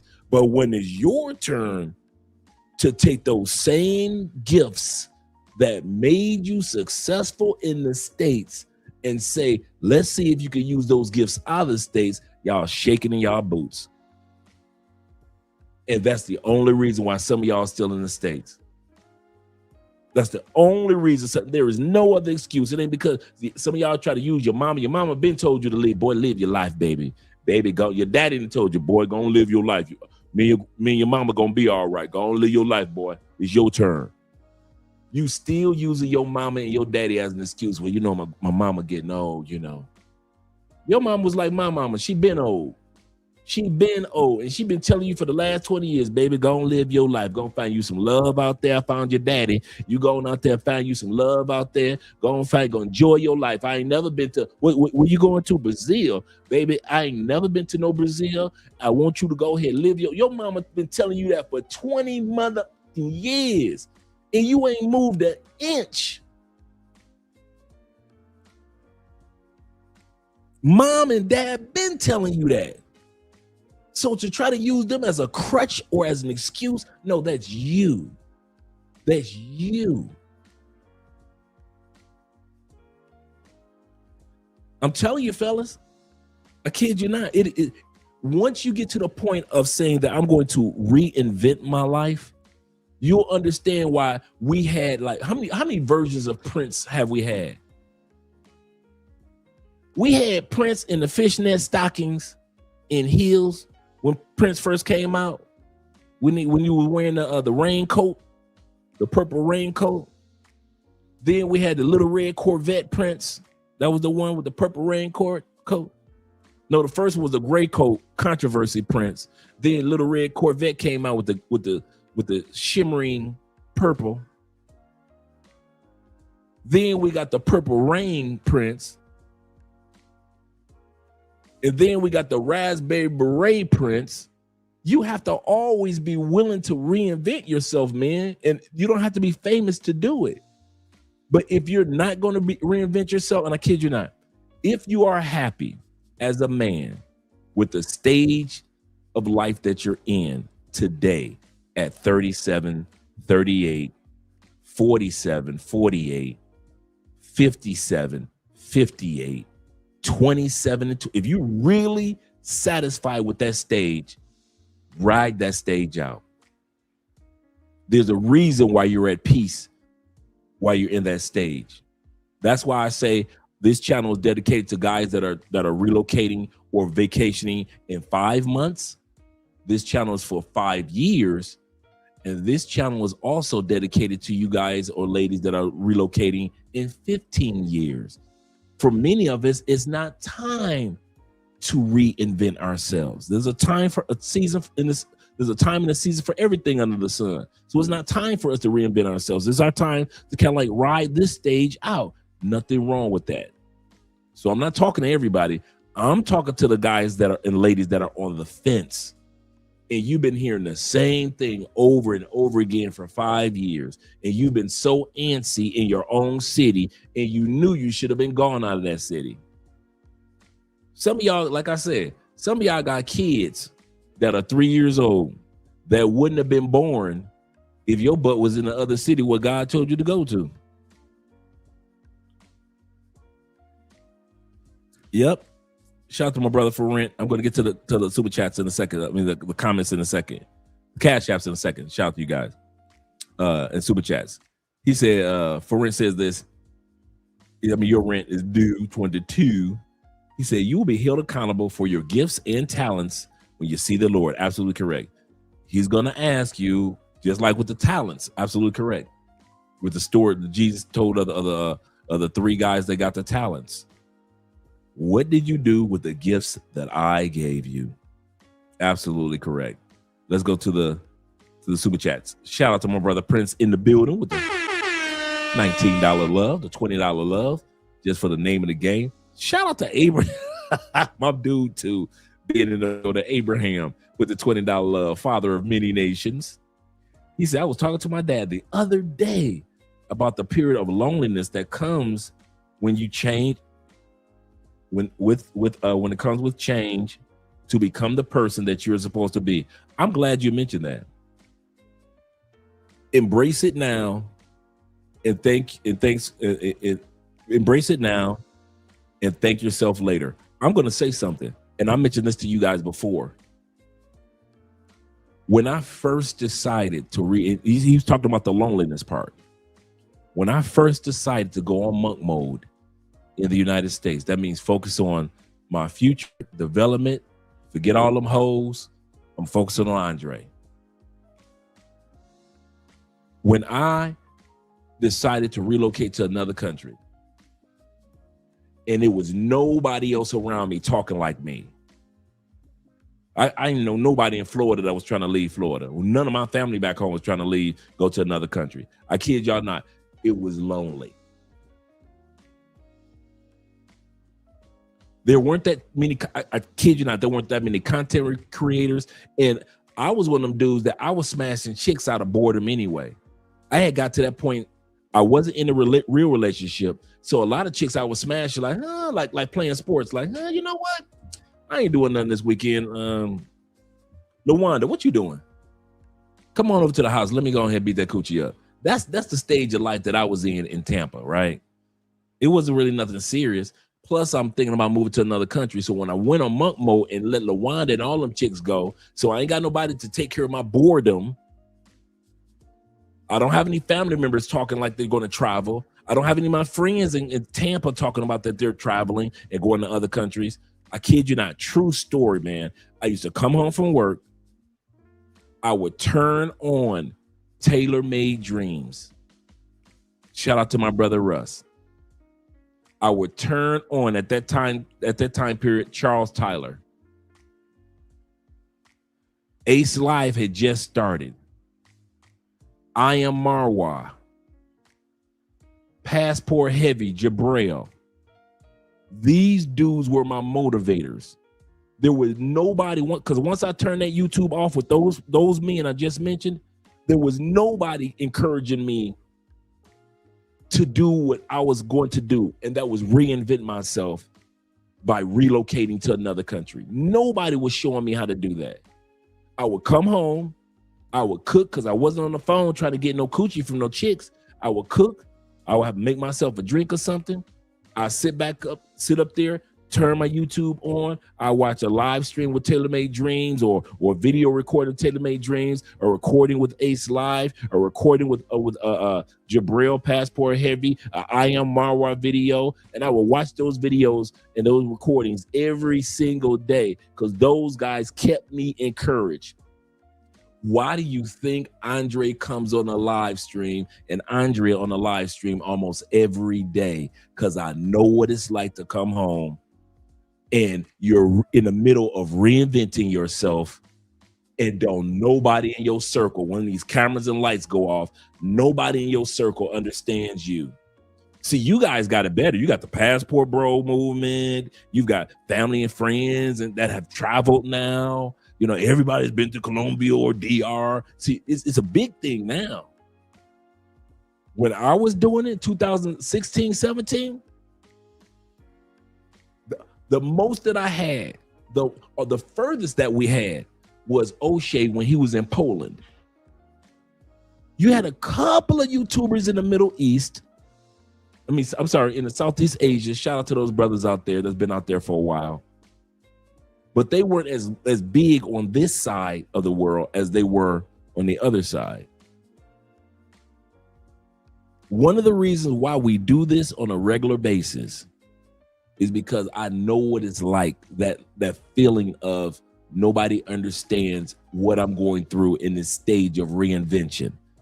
And I'm here to tell you, as a man, I know what it's like to go through that lonely stage of reinventing yourself. And I promise you, it will pay off 100-fold if you don't try to be like Pookie, Ray Ray, Nook, and Paw. As long as you don't try to imitate them, you're going to be all right. You're going to be all right. That's why we purposely built this up as a community. That's why I love meeting you guys when you come down and we have dinner or we go to a club or we just have some cigars or we just talk in the mall, just having lunch. Or we just closing, we just talking for hours and hours.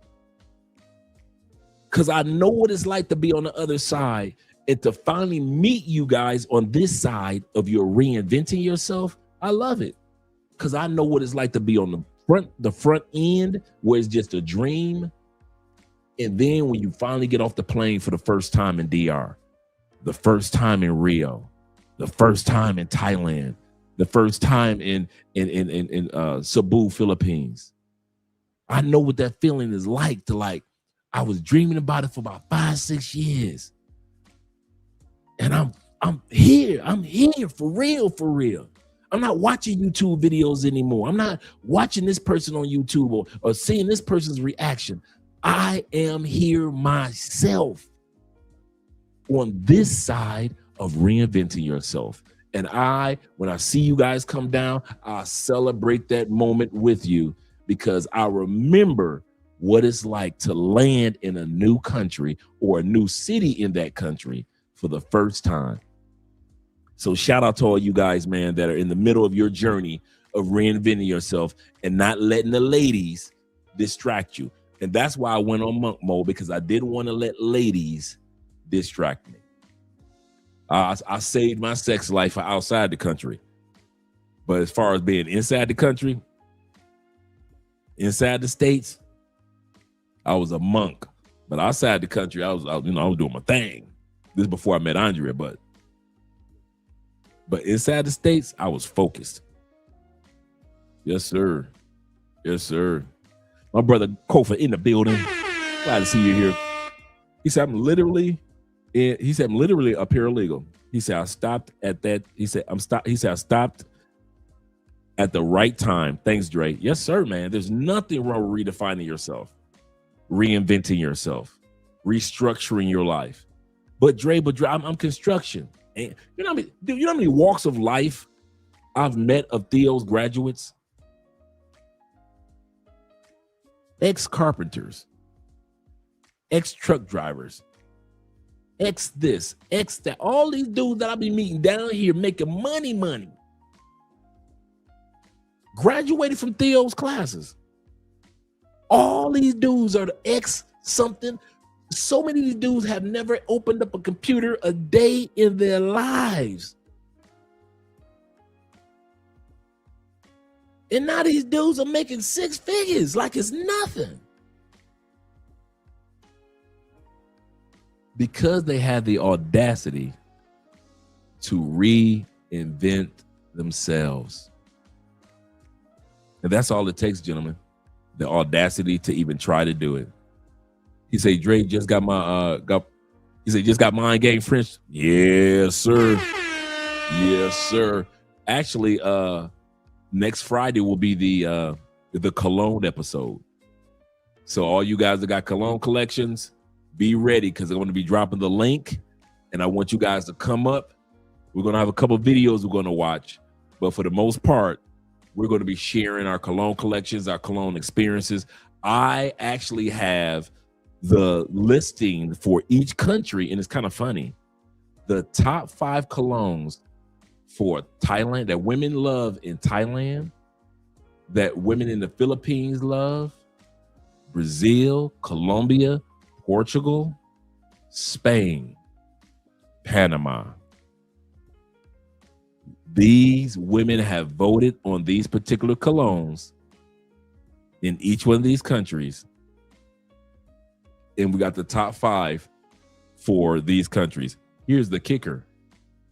Most of them, the ladies agree around the world. I thought I was going to have a list of each country having different ones. Most women in the world, in each one of these countries, like these top 5. I couldn't believe it. I was like, well, I'm like, well, here they're going to like this, or over in this country, they're going to like, no. Women love what they love. In most of the countries, these women love basically the same colognes. So we're gonna have that cologne collection episode next Friday, man. Not this Friday, but next Friday. I'm excited about that one. Yes, sir. Or Brother Cover also says, he said, so many brothers in class 7 and before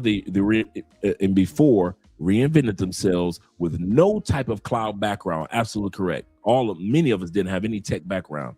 He said, now back in my group works Armageddon. Shout out to Armageddon class. Yes, sir. Shout out to that group. Montrez is in the building. He said renovating yourself is like updating your software on the computer or your cell phone. That's a good analogy.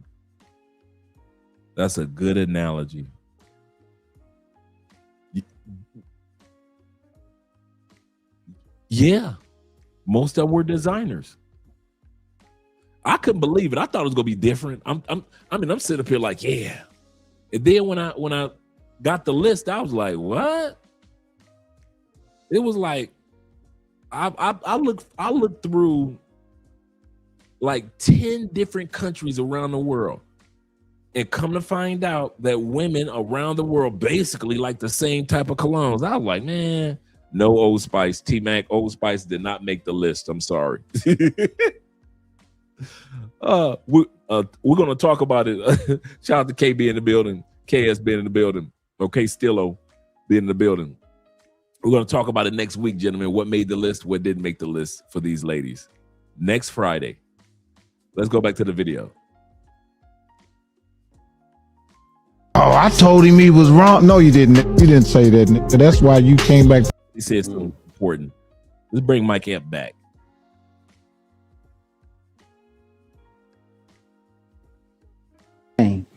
All about the Benjamins. I used to sit in Ice Cube's trailer in the morning and be crying, tears. He like, Mike, wipe your face, man. You a king, nigga. Stop doing this shit to yourself. I'm sitting there wiping myself because I had survivor's remorse. I was so sad that I left all them niggas here in this city. And some of y'all haven't left y'all city because y'all going through the same thing. You know that if you leave, you might have survivor. I'll give you a perfect example. I've had my survivor's remorse moments. Not much, but moments. And some of you guys that live outside the United States and see what's going on in the States, we got to admit, we happy that in a month we ain't not there under the Trump administration. Oh, we'll give a little comments while we're sipping margaritas and mojitos. Let's be real. We're sipping sangrias and we're talking about Trump, but we're over here sipping sangrias. Let's be real with it. All you guys that's living outside in another country, let's be real. And you've been living outside the country for about, 6 months to a couple years, a few years. You do sit back and watch what your family is watching, what not just your family, but what families back home are going through. You guys are going through this ICE raids. I'm so glad I'm not there. Still dealing with police brutality. When people just start looting stores in public, you know, they just run into a mall, grab as much as they can, and they just run out. I wasn't there for that. I wasn't there for the Trump administration. I wasn't there for COVID. I wasn't there doing if y'all want me to complain about Biden, I'm sorry, I can't.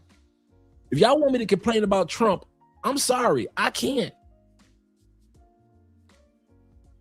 So every once in a while, you sit back, you just think about your fellow Americans, and you're like, dang, man, they going through the blues in the States. I wasn't there when houses are now costing, on average, $415,000 to buy a house. I wasn't there for that. I wasn't there in 2026 when everybody's medical premiums went up from $200 to $1,200. I wasn't there for that. So every once in a while you do, you know, you're in another country and you're living your life and you seeing this, the war of the roses that's going on in the States between men and women not getting along. I ain't there for that. Because I reinvented myself, I was willing to pay the piper for reinvention because I knew moments like this would take place. And the young lady that got deleted yesterday, I knew moments, mass shootings, mass deletings. I'll say that again. Don't let it slide by what I just said. I was willing to walk through the door of reinventing myself, not knowing what was waiting on the other side of the door, than to be in the United States or Canada or UK or Australia or any place in the West, because I saw this coming. Some of you dudes saw this coming too. You just didn't do anything about it.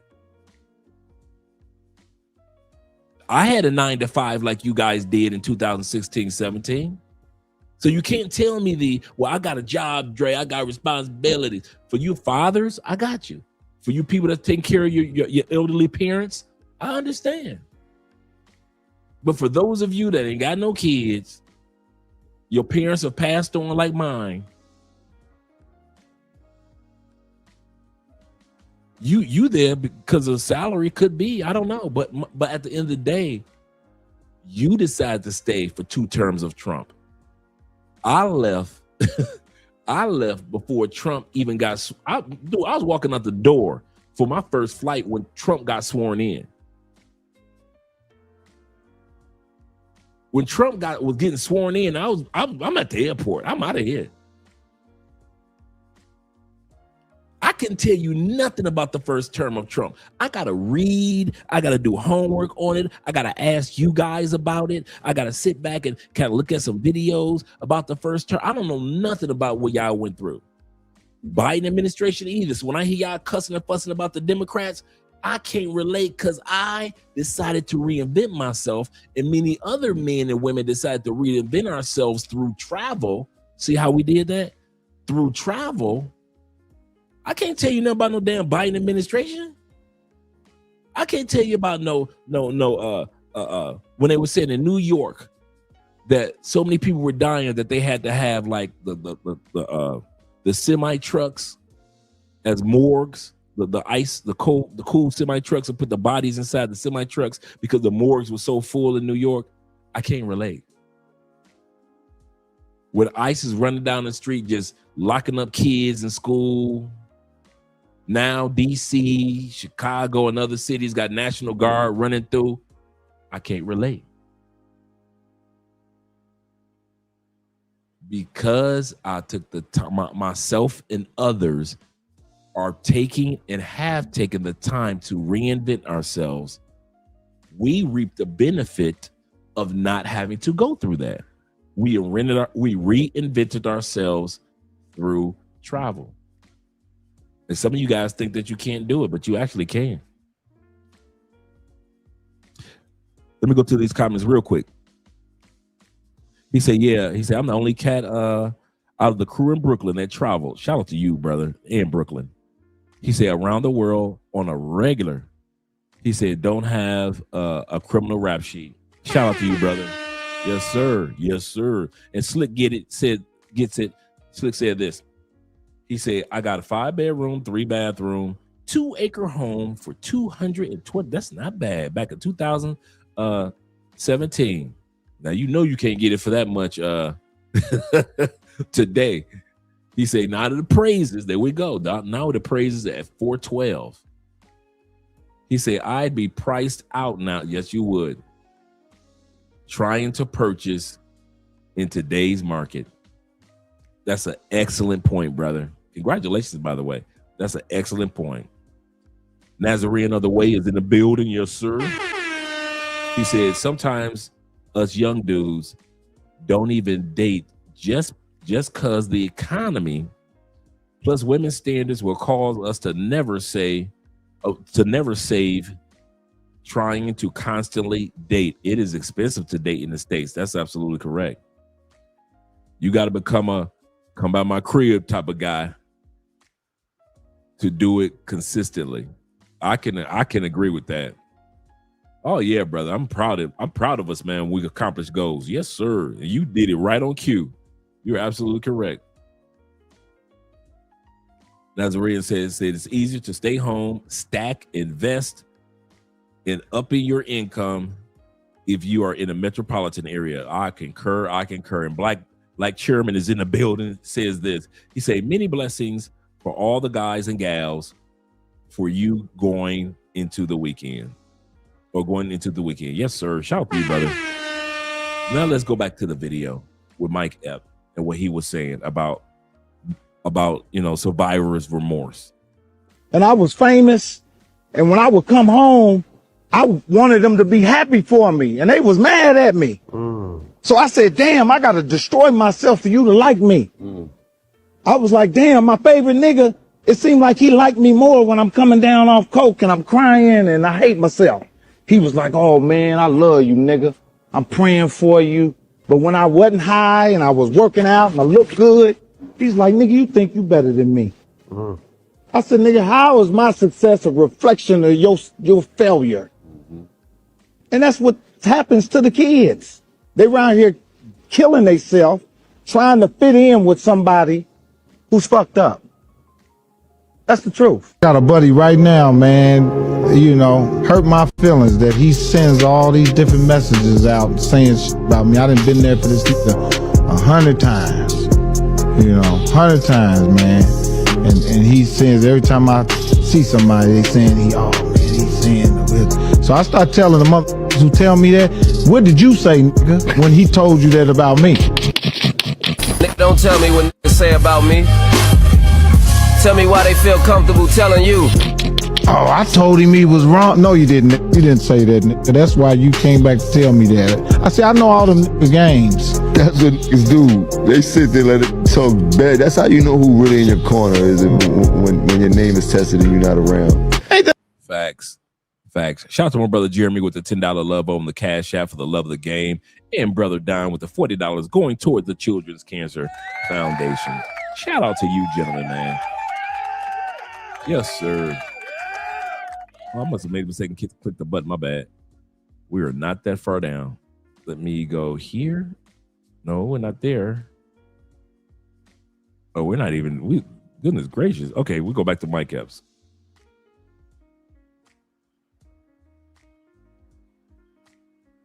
Go back here and go back here. 100 times, man. And he says, every time I see somebody, they saying he's saying this. So I start telling the motherfuckers who tell me that, what did you say, nigga, when he told you that about me? Nigga, don't tell me what niggas say about me. Tell me why they feel comfortable telling you. Oh, I told him he was wrong. No, you didn't. You didn't say that, nigga. That's why you came back to tell me that. I said, I know all them nigga games. That's what niggas do. They sit there, let it talk bad. That's how you know who really in your corner is when your name is tested and you're not around. Ain't that crazy? Niggas talking cause it's free Wi-Fi. I got a movie called Sellout, Come on. whatever. But let me tell you, those terms only exist in one segment of society. Yeah, life is essentially a video game on the hardcore setting. You get one shot at it, and depending upon the family that you grew up in is going to determine whether or not you're playing on easy setting or very difficulty setting.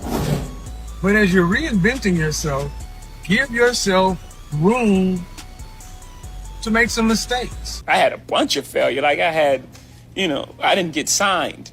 My failure was no one would sign me. I gave my demo out to every single record label, and I didn't get signed by one of them. You are not ready. I know. Like everyone else, you want to learn the way to win, but never to accept the way to lose. To accept defeat, to learn to die is to be liberated from it. So when tomorrow comes, you must free your ambitious mind and learn the art of dying. He's absolutely correct. Shout out to Bruce Lee. He's absolutely correct. Some of us want everything to be successful. You want the first woman you meet in the Philippines to be the one. You want the first 3 women you meet in DR to be the ones. You want to get off the plane, no problems. You want to be able to get your bank account open. The first day, you guys want everything to be flawless. What Bruce is saying is this: you're going to have to learn from some of the failures you're going to make on your journey of reinventing yourself. Everybody wants to, and that's the same thing Jay-Z was saying. Everybody wants to celebrate what they accomplished, but they never want to tell it. Why you don't think I always tell the stories of my failures?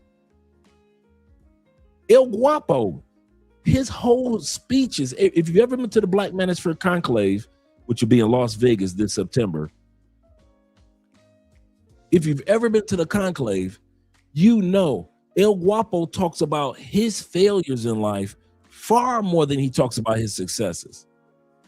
And he's living good. Family man living good. And Be More. Shout out to them Be More boys.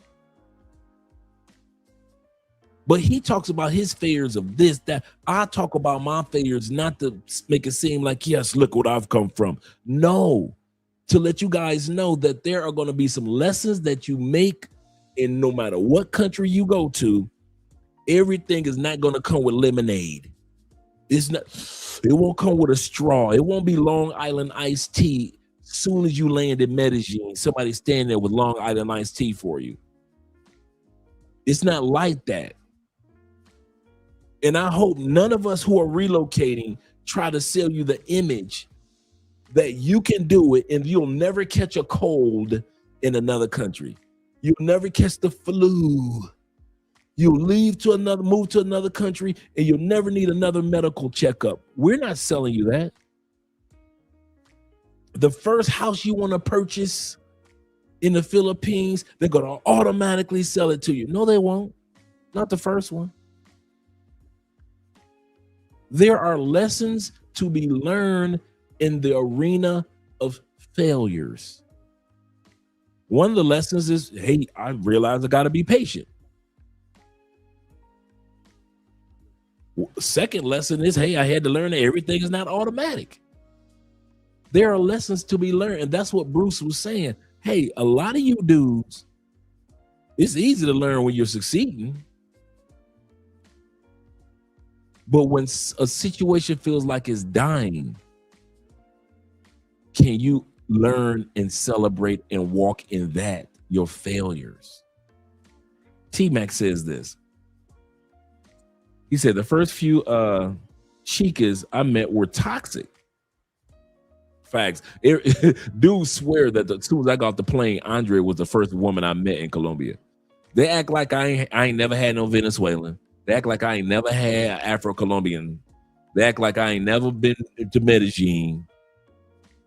Dude swears the day that I got off the plane, Andrea just so happened to be walking through the airport and I met her there. That's how dudes treat me. They forget Andre had a life prior to, just like you gentlemen. He said, the only benefit I got was I learned the type of chicks Boy, you preaching tonight, brother.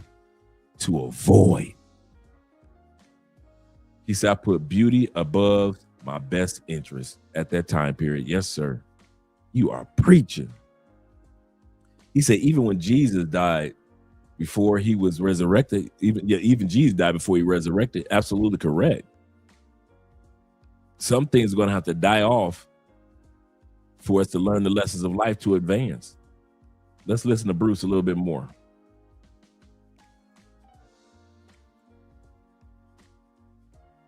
Grew up in is going to determine whether or not you're playing on easy setting or very difficulty setting. But as you're reinventing yourself, give yourself room to make some mistakes. I had a bunch of failure. Like I had, I didn't get signed. My failure was no one would sign me. I gave my demo out to every single record label and I didn't get signed by one of them. You are not ready. I know. Like everyone else, you want to learn the way to win, but never to accept the way to lose. To accept defeat, to learn to die is to be liberated from it. So when tomorrow comes, you must free your ambitious mind and learn the art of dying. People make mistakes, but the lesson is not to fear making them. When you learn from them, they shape you, if you let them. Yeah. Shot my entire Instagram. And I started over. And I said, okay, I'm going to start with the end in mind. It's like I tell most guys, live your life backwards from your obituary. If I had 10 million subscribers, how would my Instagram look? And you start like that. Yeah. Don't listen to anyone because their experience is unique to who they are. Mm-hmm. You know what I mean? And then a lot of people will try to put their fears on you. You can't do that. No, you can't do it.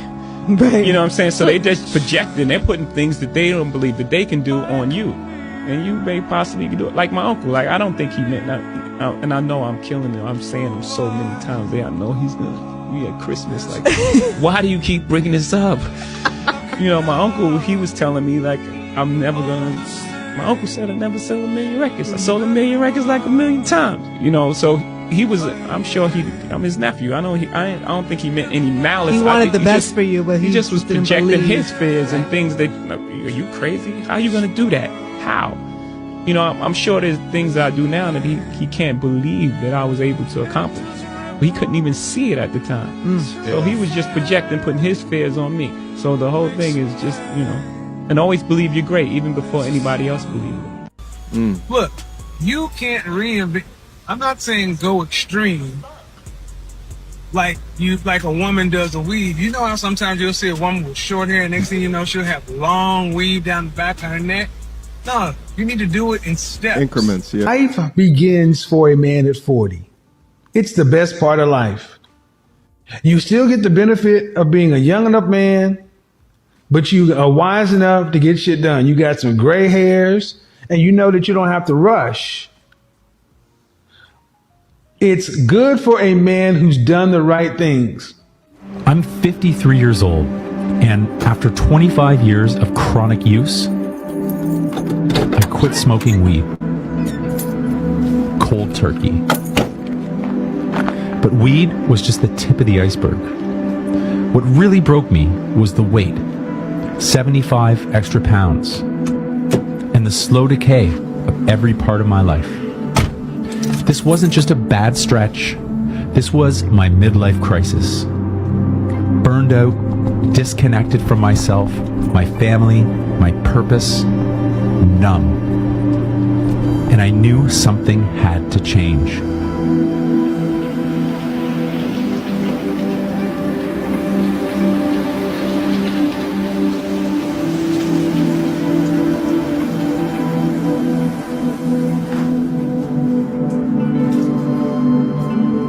With the support of a few people who still believed in me, finally, a commitment to myself. I quit cold turkey. Then I got to work. I built a survival plan. I changed my diet. I started moving again. Meditation, breath work, nature walks, working out, therapies, experiments, failures, small wins. And slowly, I started coming back to life. Today, I've lost the weight, but more importantly, I've kept up the habits. And that's why I started this channel. Man Over 50 isn't a lifestyle brand. It's not guru hype. It's a goddamn survival manual for men like me who've spent years numbing out with food, booze, drugs, whatever it was that helped us get through until it started holding us back. I needed to learn how to unlearn. And I figured I'm not the only one. So let me ask you, what's one thing in your life you know needs to change? At 68, soon to be 69, my life has been re-energized in a lot of levels. Quitting alcohol, getting in shape, frankly, experiencing what I went through with the folks at Epic and how gracious they've been, you guys, the podcast, all of it is such an upward swing in my life. And, you know, it's apropos to say nothing more or nothing less than I had to get out of my comfort zone to do all of that shit. Because unless you change your shit's never going to change. You end up. Excellent point. Excellent point. Unless you change your shit is never going to change. Calling it quits in 96 and transitioning into business, and your focus was investing black, revitalizing communities. I knew basketball, but I didn't know business. So I wanted to make sure I surrounded myself with people who knew business that could teach me business. So Dr. Jerry Buss, the late owner of the Lakers, became my first mentor. Michael Ovitz, all these different men, Howard Schultz of Starbucks, became my mentors because I wanted to pick their brain on what made them successful so I could get that knowledge and then build my businesses in the black community. So they gave me the knowledge that I needed so that then I could take it to the hood and build my business, but also put people of color to work. Once I got all the information that I needed, I started with the number one thing that we were doing back then with our family, which was going to the movies. So I did a deal with Sony and I built Magic Johnson Theaters because I did the research. We were the number one group of people going to the movies, but there were no movie theaters in our community. So I built movie theaters, and man, my first theaters came in top 10 highest grossing theaters in the nation. The first theater I built. And I knew then, I said, oh, I'm gonna be successful. And so after that success, I went up to Seattle and told Howard Schultz that black people, we like coffee too, right? And we love Starbucks. We like coffee too. And so I said, let's build some Starbucks in our community. And sure enough, we did a deal that's still unbelievable today, where he allowed me to build 125 Starbucks in 40 different markets across the United States, proving people wrong because everybody thought it wouldn't work in the black community. Right. And we proved everybody wrong. It did work. I made some little tweaks to the desserts because we don't eat scones, so I took the scones out and put in peach cobbler, sweet potato pie, things that resonate with our community. And sure enough, it wasn't just for the Starbucks, it also became a meeting place in the black community. We didn't have meeting places in our community where we can meet our friends, or our mothers can meet her girlfriend and so on. And so Starbucks became a meeting place, and it was beautiful, man. So that's what jump-started my business career, and so sure enough, it took off from there. As a man ages, he can improve his value. Age does not tend to improve the value of a female of any race. It works against her. In the words of Nino Brown, let me tell you something. It's never too late to reinvent yourself. Why? Because the past does not exist. You could have been a millionaire 10 years ago. And if you work at McDonald's today, nobody cares what you used to do. Nobody cares that you used to get it popping. So why should people care that you was a loser yesterday? Why should people care that you was a laughing stock yesterday? Today is a new day. Reinvent yourself. All right, it's up to you to change people's perceptions. Law 25 of the 48 laws of power is recreate yourself. All right, and a good example of that is Kevin Samuels. All right, he might have been financially successful, but he didn't get popping. He didn't get famous until his late 50s. I watched him early on, and he was a little shy, a little timid, and he worked on himself, worked on his confidence, and became the man we know before he passed away. You're in your 20s, 30s, 40s. I think the first thing when you're a single man is your appearance. Like, if you're a single man, you just gotta put emphasis on your appearance. You gotta be in the gym, you gotta be in shape, right? You gotta be as attractive as you can be. And that involves going to the barber as many times as you need to.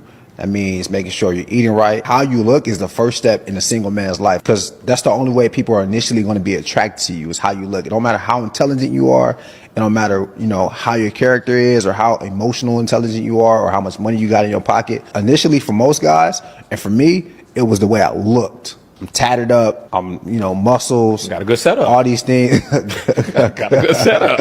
A good setup. So I think that's the thing you want to emphasize the most as a single man. First impression, because that essentially, it's a great compliment to your approach or your assertiveness, right? It's very hard for women to just turn niggas down that they just not attracted to.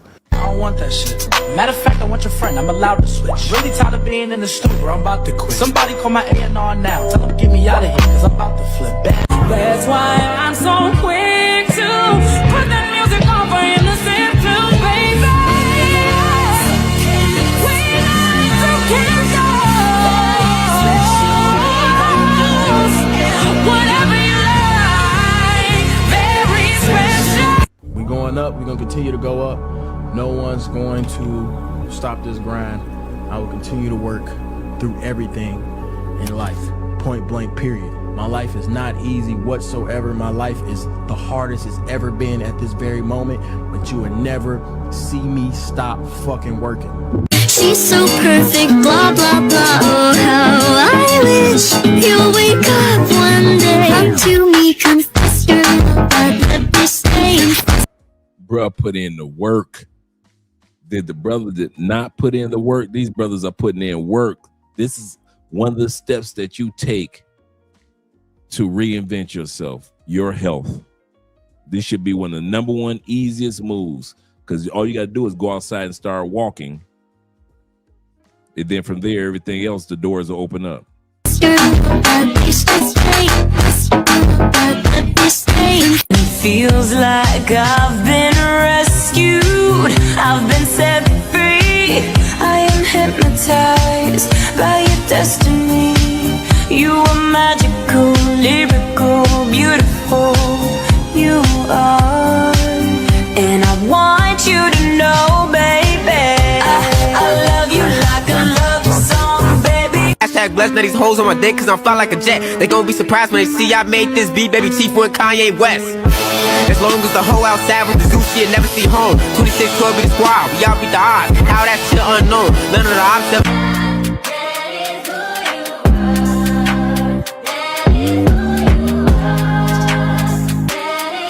No excuses, gentlemen. Brother say 48, father of 3, and a business owner. If he can find time to do it, that gives the rest of us no excuses at all.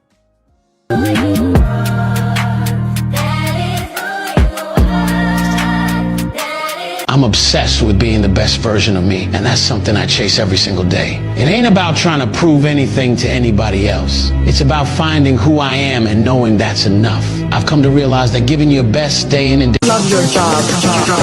Love your job. Job your love. Come on, Pop. Come on, Pop. They ain't ready for you. They think it's just a young man's game. We can get ourselves and reinvent ourselves at any stage, at any age of life. We have no excuses, gentlemen. Job your love. Job your love. Job your love. I love that. I was down but now I'm up.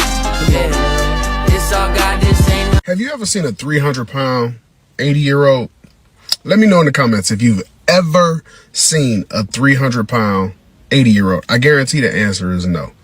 When y'all be sitting here talking about y'all happy with the way that y'all are, and at some point, you got to age with that weight.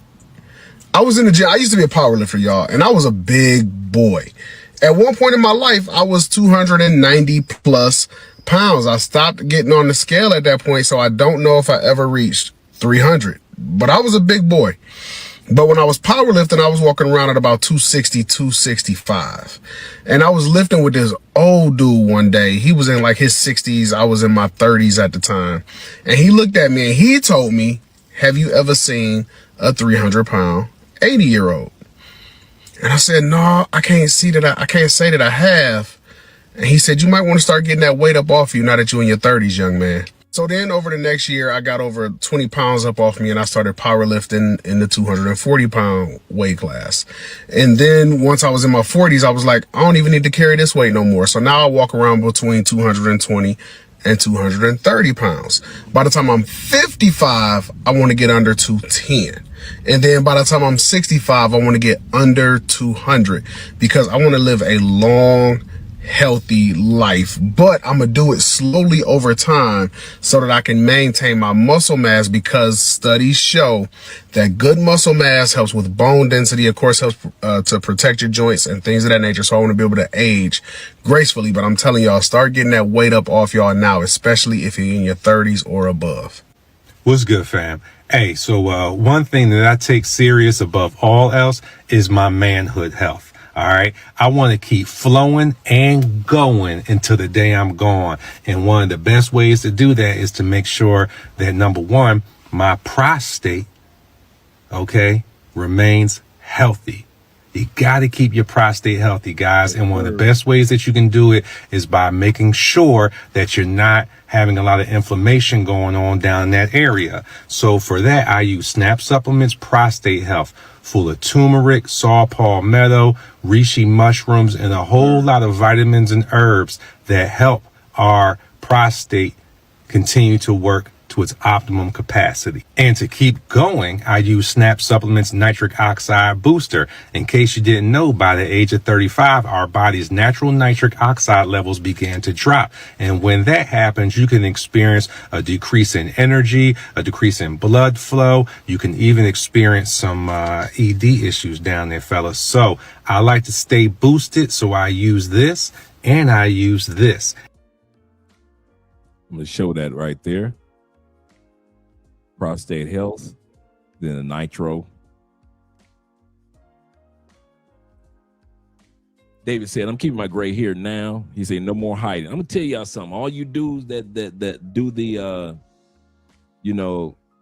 dyeing your grays and keeping it, you do the Anton Daniels, you do the angry man, not coming at these brothers at all. But we know that these guys are they dye their beards, right? I'm going to tell you something.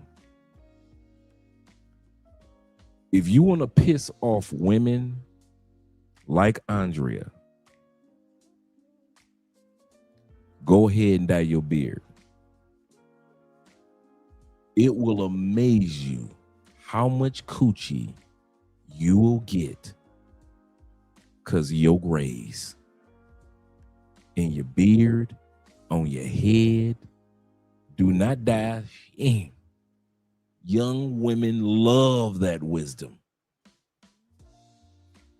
I discovered that like years before I left, man. I used to be the just for men dude, be sitting up there having my little just for men going on.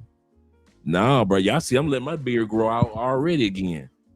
I'm gonna let it grow out, see how far I can, see how nice I can get it trimmed up and everything. But I'm gonna tell y'all something now. That dye, there are a lot of young women that do. Let's put it like this: if I wanted her, I was go get her, gray hair and all. No, about another 30 minutes.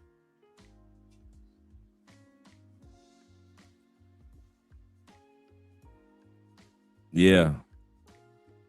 Yeah, I embrace mine, man. You can see me. I'm not dying. Let's continue on, gentlemen.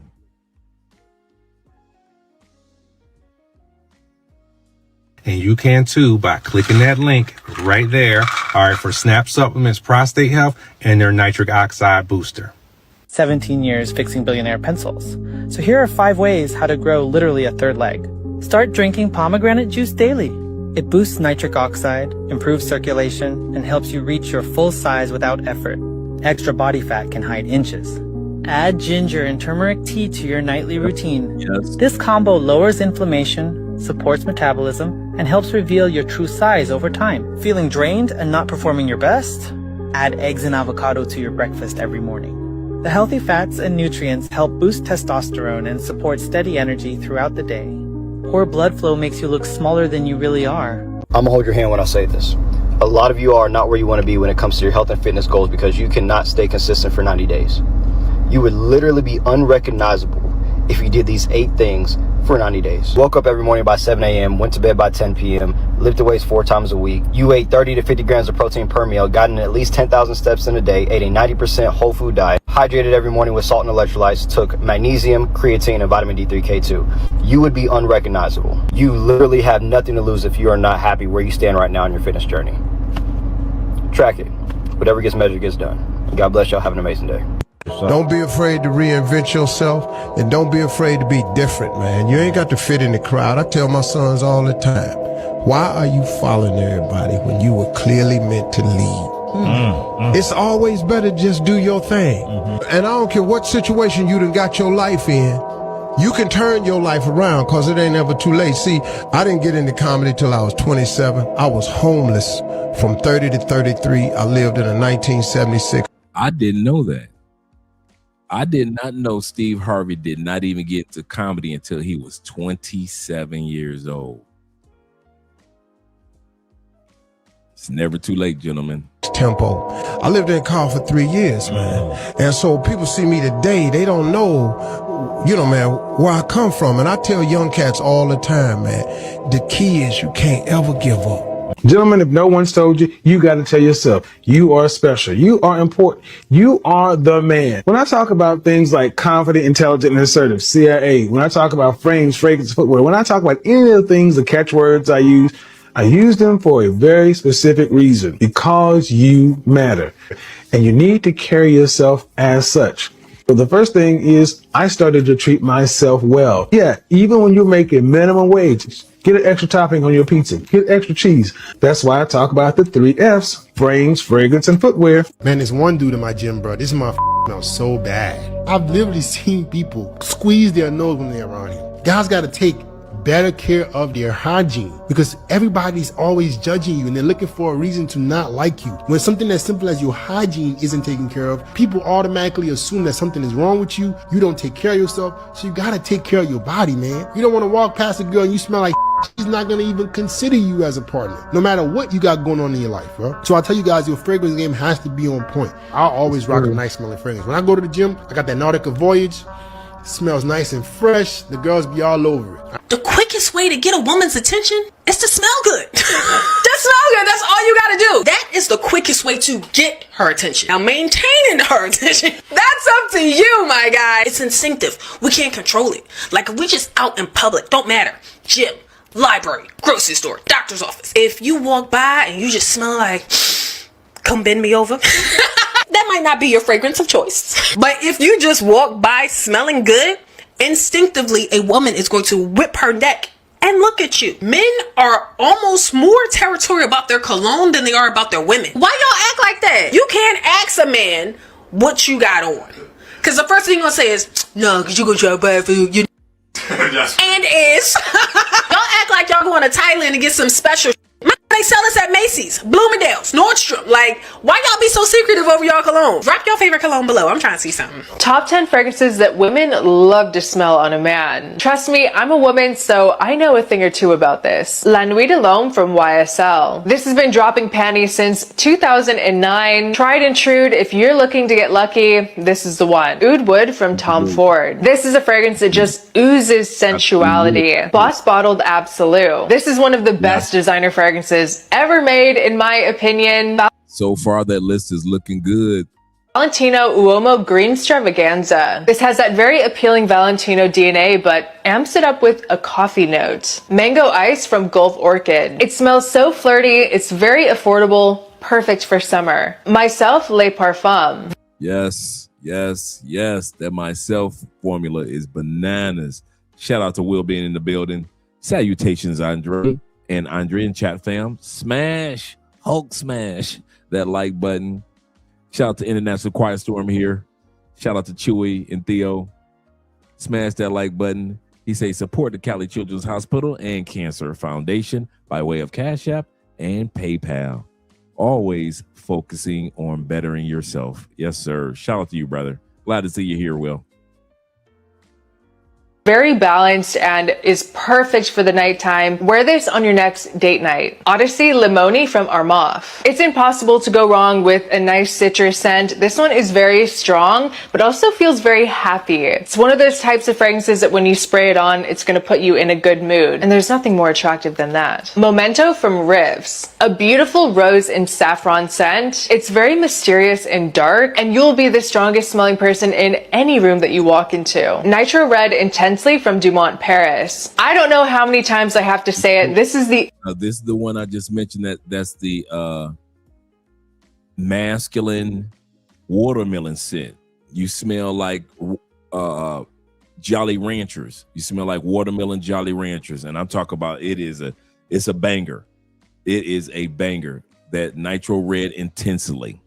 Affordable fragrance of summer 2025. Polo 67 Eau de Parfum. Kind of nostalgic and cozy. It's something that's going to make her want to come in closer. But throughout all of that, and especially for men, the world owes you nothing. It is only up to you and no one else but yourself to create the reality that you want. And irrespective of everyone around you being perpetual complainers, if you were raised in a first world country in this timeline, you have more of a shot than 99.9% of all of the humans that have ever existed. 300 years ago, you break your arm and they cut your arm off.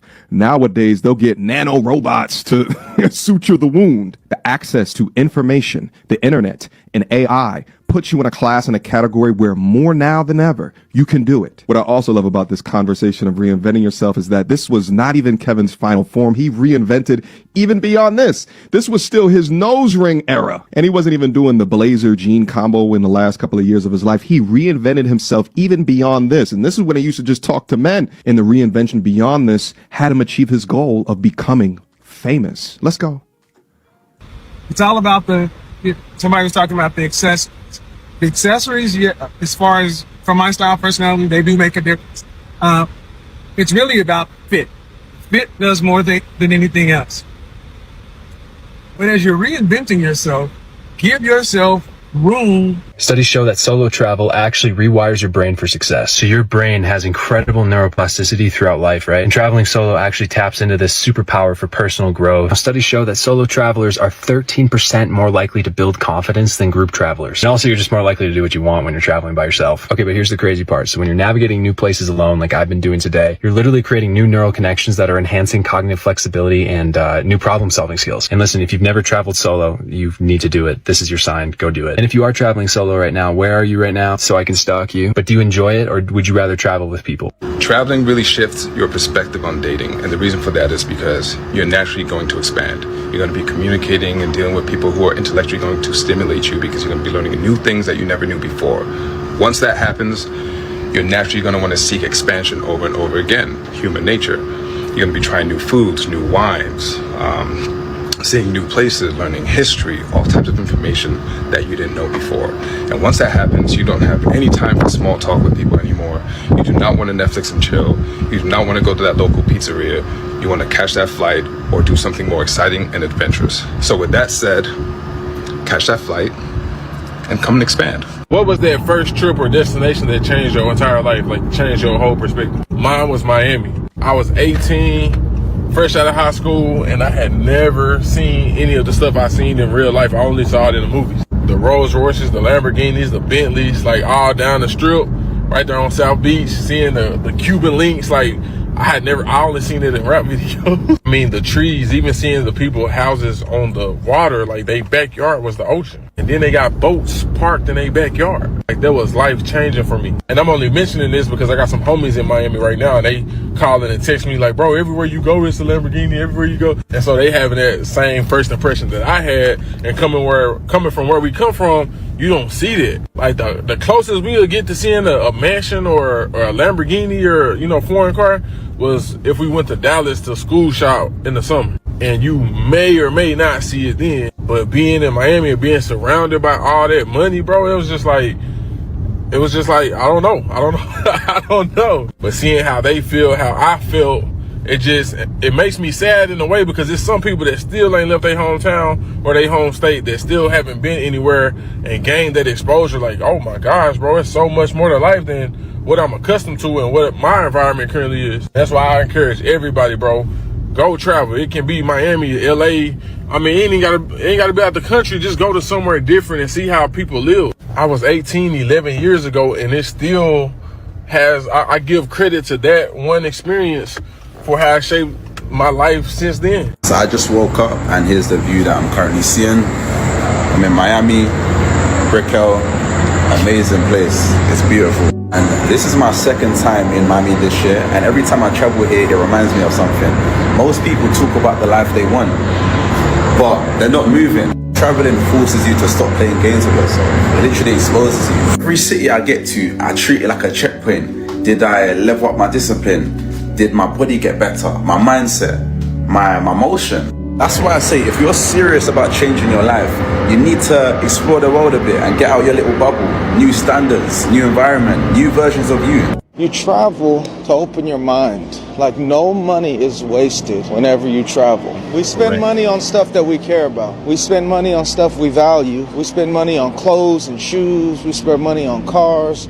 We spend money on, like, all kind of stuff. Whatever your thing is, if you budgeted some of that money, man, you could travel more. You could go to different places and open your mind. Like, things fade, but the experiences and the memories you get from your travels will just live on, man, and in your mind forever. And you don't even have to travel outside of the country. You could travel within your state. You could go to state parks. Before we traveled internationally, my wife and I put the kids in the minivan and put the kids in an RV, and man, we went to local spots. We went to places around the states and stayed at campgrounds and stayed at like affordable hotels and stayed at like residence inns and Homewood suites where you could get like 2 or 3 bedrooms. And man, it was amazing. But you don't have to spend a lot of money to just go somewhere. It makes you feel alive. At least for me, it does. It makes me feel like my hard work is worth it, because I'm able to see new things and try new things and expose my children to new things. Traveling isn't nearly as important as people try to make it seem. One of the most valuable lessons that I have personally learned from travel, and I have been to 32 countries over 5 continents, is that I am not stuck in America. Due to the state of the world that we live in and our administration, one of the most important things for me that I always think about is that if I wanted to pick up and leave and go to another country and start a new life, I feel comfortable doing that because I've been to enough places to know where I would feel comfortable, where I would thrive, where I would like to avoid. Because I've traveled, I know about different citizenship programs, and I know what countries will give me citizenship and what countries won't. It's kind of funny that she would say that she's traveled enough to where she can feel comfortable in which countries that she desire to be in. I'm just like that, but it just hit me when it comes to going back to the States. I would probably be more uncomfortable because I've been out of the States for so long to go back than I would be looking for another country. If something went down in Colombia, I would feel more comfortable looking for another country in a different location than the comfort that you would assume that I would have. Shout out to Theo being in the building. You would assume that I would have going back to the United States. I would be extremely, every time I go back for the conclave, like I only go back for you. That's a funny part. I only go back to the States for you guys, man. That's it. Conclave, and I'm out. I'm out. Not that I have a bad relationship with my family or anything. It's just, it is what it is. And every time I go back, man, I am so uncomfortable. It's like a whole new, like I said, everything's moved on. Life goes on. It's like it's nothing bad, but it's just life goes on.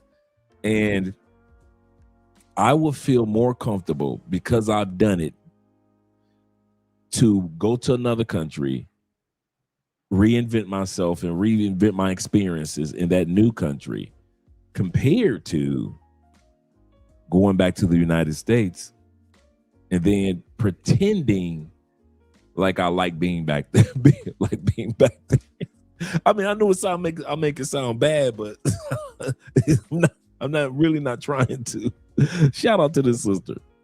Country I can just be a resident in versus getting citizenship. This stuff just comes by proxy as you travel and your brain expands. Travel opens your brain in a completely different capacity than any other thing in life. The type of lessons that I've learned as someone who travels extensively, I would never learn any other way. Cultural exchange and cultural immersion has made me so compassionate to other cultures. It is life 101 for real. I used to think traveling meant showing off success, the brands, the watches, the image, until one trip changed everything. I was wearing Louis Vuitton, Gucci, feeling like a king in another country, and then it just happened. No gun, no threat, just silence. They got into my phone, my bank, my crypto, digital robbery. That's when I realized when you flash in foreign lands, you invite attention you don't need. Traveling taught me humility. It taught me that being grounded is protection, that simplicity is power. You can still look sharp, still be clean, but move with wisdom, because energy speaks louder than fabric. And peace, real peace, wears no logo. Keep it simple, stay grounded, move like wealth that doesn't need to shout. Thinking about moving to Madrid? Here are the top neighborhoods to live in and what Madrid apartments will cost you in the year 2025. First up, Malasana, Madrid's hipster heaven. Vintage shops, bars, and street art everywhere. Expect to pay around 1,300 euros per month for a one bedroom. Next is La Latina, top of Central with a historic vibe. It's charming and walkable. Rent averages around 1,100 euros a month. If you want luxury, head to Salamanca. It's Madrid's upscale district with designer shops and elegant apartments. Expect to pay 1,800 plus euros a month. Looking for culture and diversity? Lavapiés is edgy, artsy, and affordable. You can find a place for around 1,000 euros a month. Madrid apartments come in all vibes, from artsy to elite. Whether you're a student, digital nomad, or expat, there's something for every budget. Which neighborhood would you live in? Drop a comment and let's compare. What does $2,000 a month look like in Vietnam? Spoiler, it's a lot. For $800 to $1,000 a month, you can live in a luxury, high-rise, fully serviced apartment on the beach with added amenities like a rooftop pool and a gym. Forget street food. $500 a month lets you enjoy whatever you want. Sushi nights, rooftop restaurants, even fine dining every day. With this kind of budget, you don't need a motorbike. Grab rides or even renting a car are both available options, setting you back $200 a month. Gym memberships, weekend trips, nightlife, Western cafes, shopping, massages, all easily included for $300 to $400. Safe to say, that's enough to live like an absolute king, but in no way necessary. To see how to live on a more realistic budget, check out my other videos and drop me a follow. Think living in Brazil is expensive? What if I told you rent here could cost less than your phone bill in the US? Welcome to week 4 of Brazil Uncovered. Today we're diving deep into rent prices across Brazil in 2025. In Sao Paulo, a modern one-bedroom in a good neighborhood like Vila Madalena costs you around $500 to $700 a month. But head up to Fortaleza and you'll find beachside apartments for $300 to $450 a month. In Belo Horizonte, it's even cheaper, sometimes as low as $250 a month. These are long-term rentals, not Airbnbs, and many come fully furnished. Brazil's real estate game in 2025, underrated. If you're curious about which city gives you the most bang for your buck, let me know in the comments, and I'll break it down in the next video. What does $1,000 a month look like in Shenzhen, China? Spoiler, it's a lot. For 3,000 to 4,000 yuan per month, you can rent a modern apartment in the city centre. Private bathroom, clean, and close to the metro. Speaking of the metro, this is the best way to get around. It's one of the most advanced transport systems in the world, and a single ride starts at just 2 yuan. Eating out is very affordable. An average meal at a restaurant typically costs around 25 yuan. Tipping isn't mandatory, and even for locals, eating out for most meals is preferred over cooking at home. And that leaves you plenty to spend on activities, nights out, shopping, and other extras to fit your lifestyle. To see how to live on a budget elsewhere, drop me a follow and check out my other videos. Okay, let me tell you the Chinese living standard. By talking about average income is meaningless. Like United States Embassy in China, they tell Chinese people, average American family, they own $1.2 million. And I don't think you own that much money, right? In the reality is 70% American living paycheck to paycheck, 700,000 homeless. So let's talk about China. When you talk about average income in China, China have 1.4 billion population. The average range is so big. Okay, so let's talk about this way. In China, almost 100%, so maybe 99.99% Chinese family and the Chinese people, we all own savings. If we don't work 1 year, 2 years, we will not be homeless or go bankrupt. And over 95% of Chinese family, we all own our own homes. And we don't have property tax. Our daily cost is very low. Just imagine 99% of people got savings and 95% own their home. Yeah, let that one sink in. Also, like in countryside, like me, I was born in countryside. I have my own land, my old house in countryside.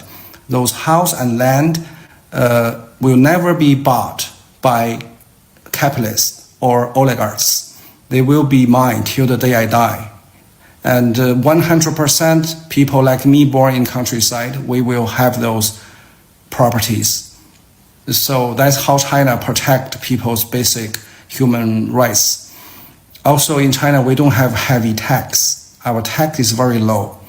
Even though some poor people, they only make $5,000 a year, these poor people, they all have their own homes and they still can afford their fresh food, internet, transportation, everything, okay? And that's the thing you need to compare. The living situation, not average income. Average income is just like a Western capitalism system way to think. It doesn't work on China. Also, the middle class population in China is more than the whole population in the United States. And for the under middle class family like me, my family, our population is almost 3 times of the population of the United States. So I hope this can help you understand the living standard in China look like. And I living in the under middle class standard. Like I show you my neighborhood grocery market. The whole neighborhood, we are all under middle class in China. That's the situation. Okay? I hope this helped. When a man decides to reset his life, the first thing that he does is not about jumping into the gym. It's not about changing how he looks at all. He restricts access to himself. Facts. Every dude that I know that decide to reset or reinvent himself, the first thing that we all did was we restricted who had access to us. Friends, family, females did not have easy access to us like they did before we decided to reinvent or reset our lives. That is so true. She is not lying. He becomes more selective with who gets access to him, who gets access to his energy, who can reach him, who gets access to him emotionally. He starts to pull back from people that literally drain him. He will stop explaining himself. He will stop entertaining chaos. He stops giving unlimited access to people that add pressure to his life instead of peace. He restructures his circle, his priorities, and his schedule. Let me be clear. This is not because he's cold-hearted. No, he is focused now. Now, we all know that men are emotionally intelligent. They don't cut people off because they're angry. They cut people off because they are done bleeding out in places that cannot heal him. When a man is in his reset season, it is all about him guarding his peace. We all know when a man is protecting his peace, everything in his life is about to blow up. If y'all haven't noticed, these men are becoming more healed by the hour, by the day, by the workout, by the healthy meal, by the meditation. They are becoming more honest about their shit that they need to get through, and they're doing it with a smile on their face and with no shame. Ugh, that is so attractive. They are doing it with or without a woman. But ladies, just because you still have contact with an ex, don't think you can get him back so easily, because if you're not doing the same type of internal work as him, oh, believe me, honey, one of us good ones are going to take him. Sometimes all a man needs is a reset. Not a lecture, not motivation, not a list of all the areas he's fallen short. Sometimes all he needs is a reset. Brother, life been wearing you down. The pressure to provide, the weight of mistakes that you can't undo, the silent battles in your head that nobody even knows you're fighting. And if you never hit reset, you end up stuck in cycles, stuck in silence, stuck in survival instead of living. Brother, you deserve that reset. Not just a break, not just a distraction, a real reset that helps you finally become the man that you know that you can be. And there we go with the video. Absolutely correct. Some of us, we don't need lectures. We don't need to watch another set of videos or anything. We just need to just decide that tomorrow morning, I'm going to put together a game plan for my reset, for my reinventing myself. I'm telling you guys, it is so worth it. It will pay you back in spades. There's so many guys in the comment sections right now that are already in the middle of resetting their lives, reinventing themselves, restructuring their game plan. But at the end of the day, if we don't do it, life will continue to keep lifing. Time will continue to go by because it's time. And then when we find it's a little too late, in other words, our health is declining because we didn't take care of our health. Our mindset is declining because we stopped reading or feeding our brains or doing any type of brain exercise skills, such as playing chess or whatever it may be. We let go of our hobbies, our hobbies. We let go of our desires. We stop dreaming. And all of a sudden, it's gone. And those of you who have, this live stream is for you too. Those of you who have accomplished a lot, you own properties, you got a couple of nice cars, you own this or you have that saved to the side.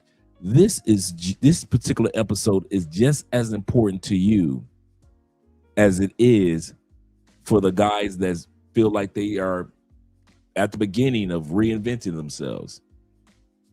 There is no such thing as your economics allowing you to be in a position where you cannot reinvent yourself. We all have to continue to do it throughout life. Me, I came to the conclusion a long time ago that I will be the man that passes on in the middle of a reinvention. I kid you not. I'm going to be in the middle of reinventing myself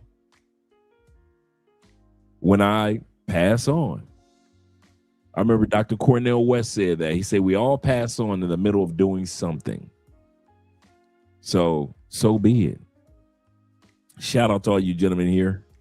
Shout out to man Crypto Dragon Emperor being in the building. You guys can check out the link in the channel. And glad that you guys are here. Tomorrow we're going to have a great live stream as well. We're going to be talking about age gap relationships, keeping you guys encouraged. Age gap relationships in foreign countries. Yes, sir. Shout out to you guys. Mental health is super important. Importante. Yes, sir. Mental health, spiritual health, physical health. Start to reinvent yourself just in those areas. and watch all the other doors open in areas that you never imagined. I kid you not, guys. I kid you not. All right, let's get ready for some outros. Let's get ready for some outro videos, and I'll be seeing you guys mañana. Let's go here. Ella es mi gata, ya, perrea en la disco como nadie más. Ella es mi gata, yeah, ella es mi gata, ya, ya, ella es mi gata, ya, perrea en la disco como nadie más. Ella es mi gata, yeah, ella es mi gata, ya, ya, ya, ya. En fiesta es que no pierde ni una, es de aquí, pero parece de cuna, pero así no le piche a ninguna, criminal como nada para Dios. Ella sabe que de la disco no la van a quitar, los fines de semana son tan santos, hay que vacilar, ready, con ropita cortita para janguear y tirar, de mí se deja llevar, combina, la ropa con tu actitud es que dominas, chica con esa virtud rompe bocinas, no hay nadie como tú, como tú, como tú, como tú, ya, ya, ya, combina, la ropa con tu actitud es que dominas, chica con esa virtud rompe bocinas, no hay nadie como tú, como tú, como tú, como tú. Ella es mi gata, ya, perrea en la disco como nadie más. Ella es mi gata, yeah, ella es mi gata, ya, ya, ella es mi gata, ya, perrea en la disco como nadie más. Ella es mi gata, yeah, ella es mi gata, ya, ya, Un traguito de cine pa' la gata en la barra. Te vi por internet en una playa en Nicaragua. Ese buffet sí está gourmet, pero lleno de piraña. El río está movido, que está nada las arañas. Por eso que tú te acercas a mí. Me gusta más que tú, como te hago reír. Me encanta cómo besas, cómo me haces sentir. Eres especial, eres sola para mí. Y si nos vemos en Bahamas, ahí no hay nadie que nos daña. Una copa de madrugada, ya lo sabes, tú mi reina y yo tu rey. Estamos listas en Bahamas. Aquí hay bellas madrugadas, romantiqueo en la playa. Ya lo sabes, tú mi reina y yo tu rey. Ella es mi gata, ya, perrea en la disco como nadie más. Ella es mi gata, yeah, ella es mi gata, ya, ya, ella es mi gata, ya, perrea en la disco como nadie más. Me gusta gozar así la yeah, no te quito de Fernet, sola toda ya es, pasarlo no solo tal vez. A ella le gusta gozar y vacilar, yeah. Con unos traguitos de Fernet, se le toda la timidez. Pasarlo no solo tal vez. Ella es mi gata, ya, perrea en la disco como nadie más. Ella es mi gata, yeah, ella es mi gata, ya, ya, ella es mi gata, ya, perrea en la disco como nadie más. Ella es mi gata, yeah, mi gata, ya, ya, ya, ya. En fiesta es que no pierde ni una, es de aquí, pero parece.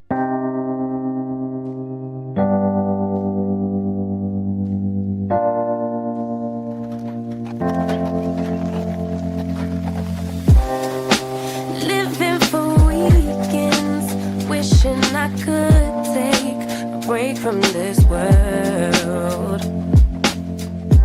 Running on a hamster wheel, but searching for something I can't feel. I just wanna be a lost girl and fly. Take a breath, feel my wings spread, levitate above the ground and make eye contact with clouds. Now I'm rising, I'm soaring above it all. I just wanna be free.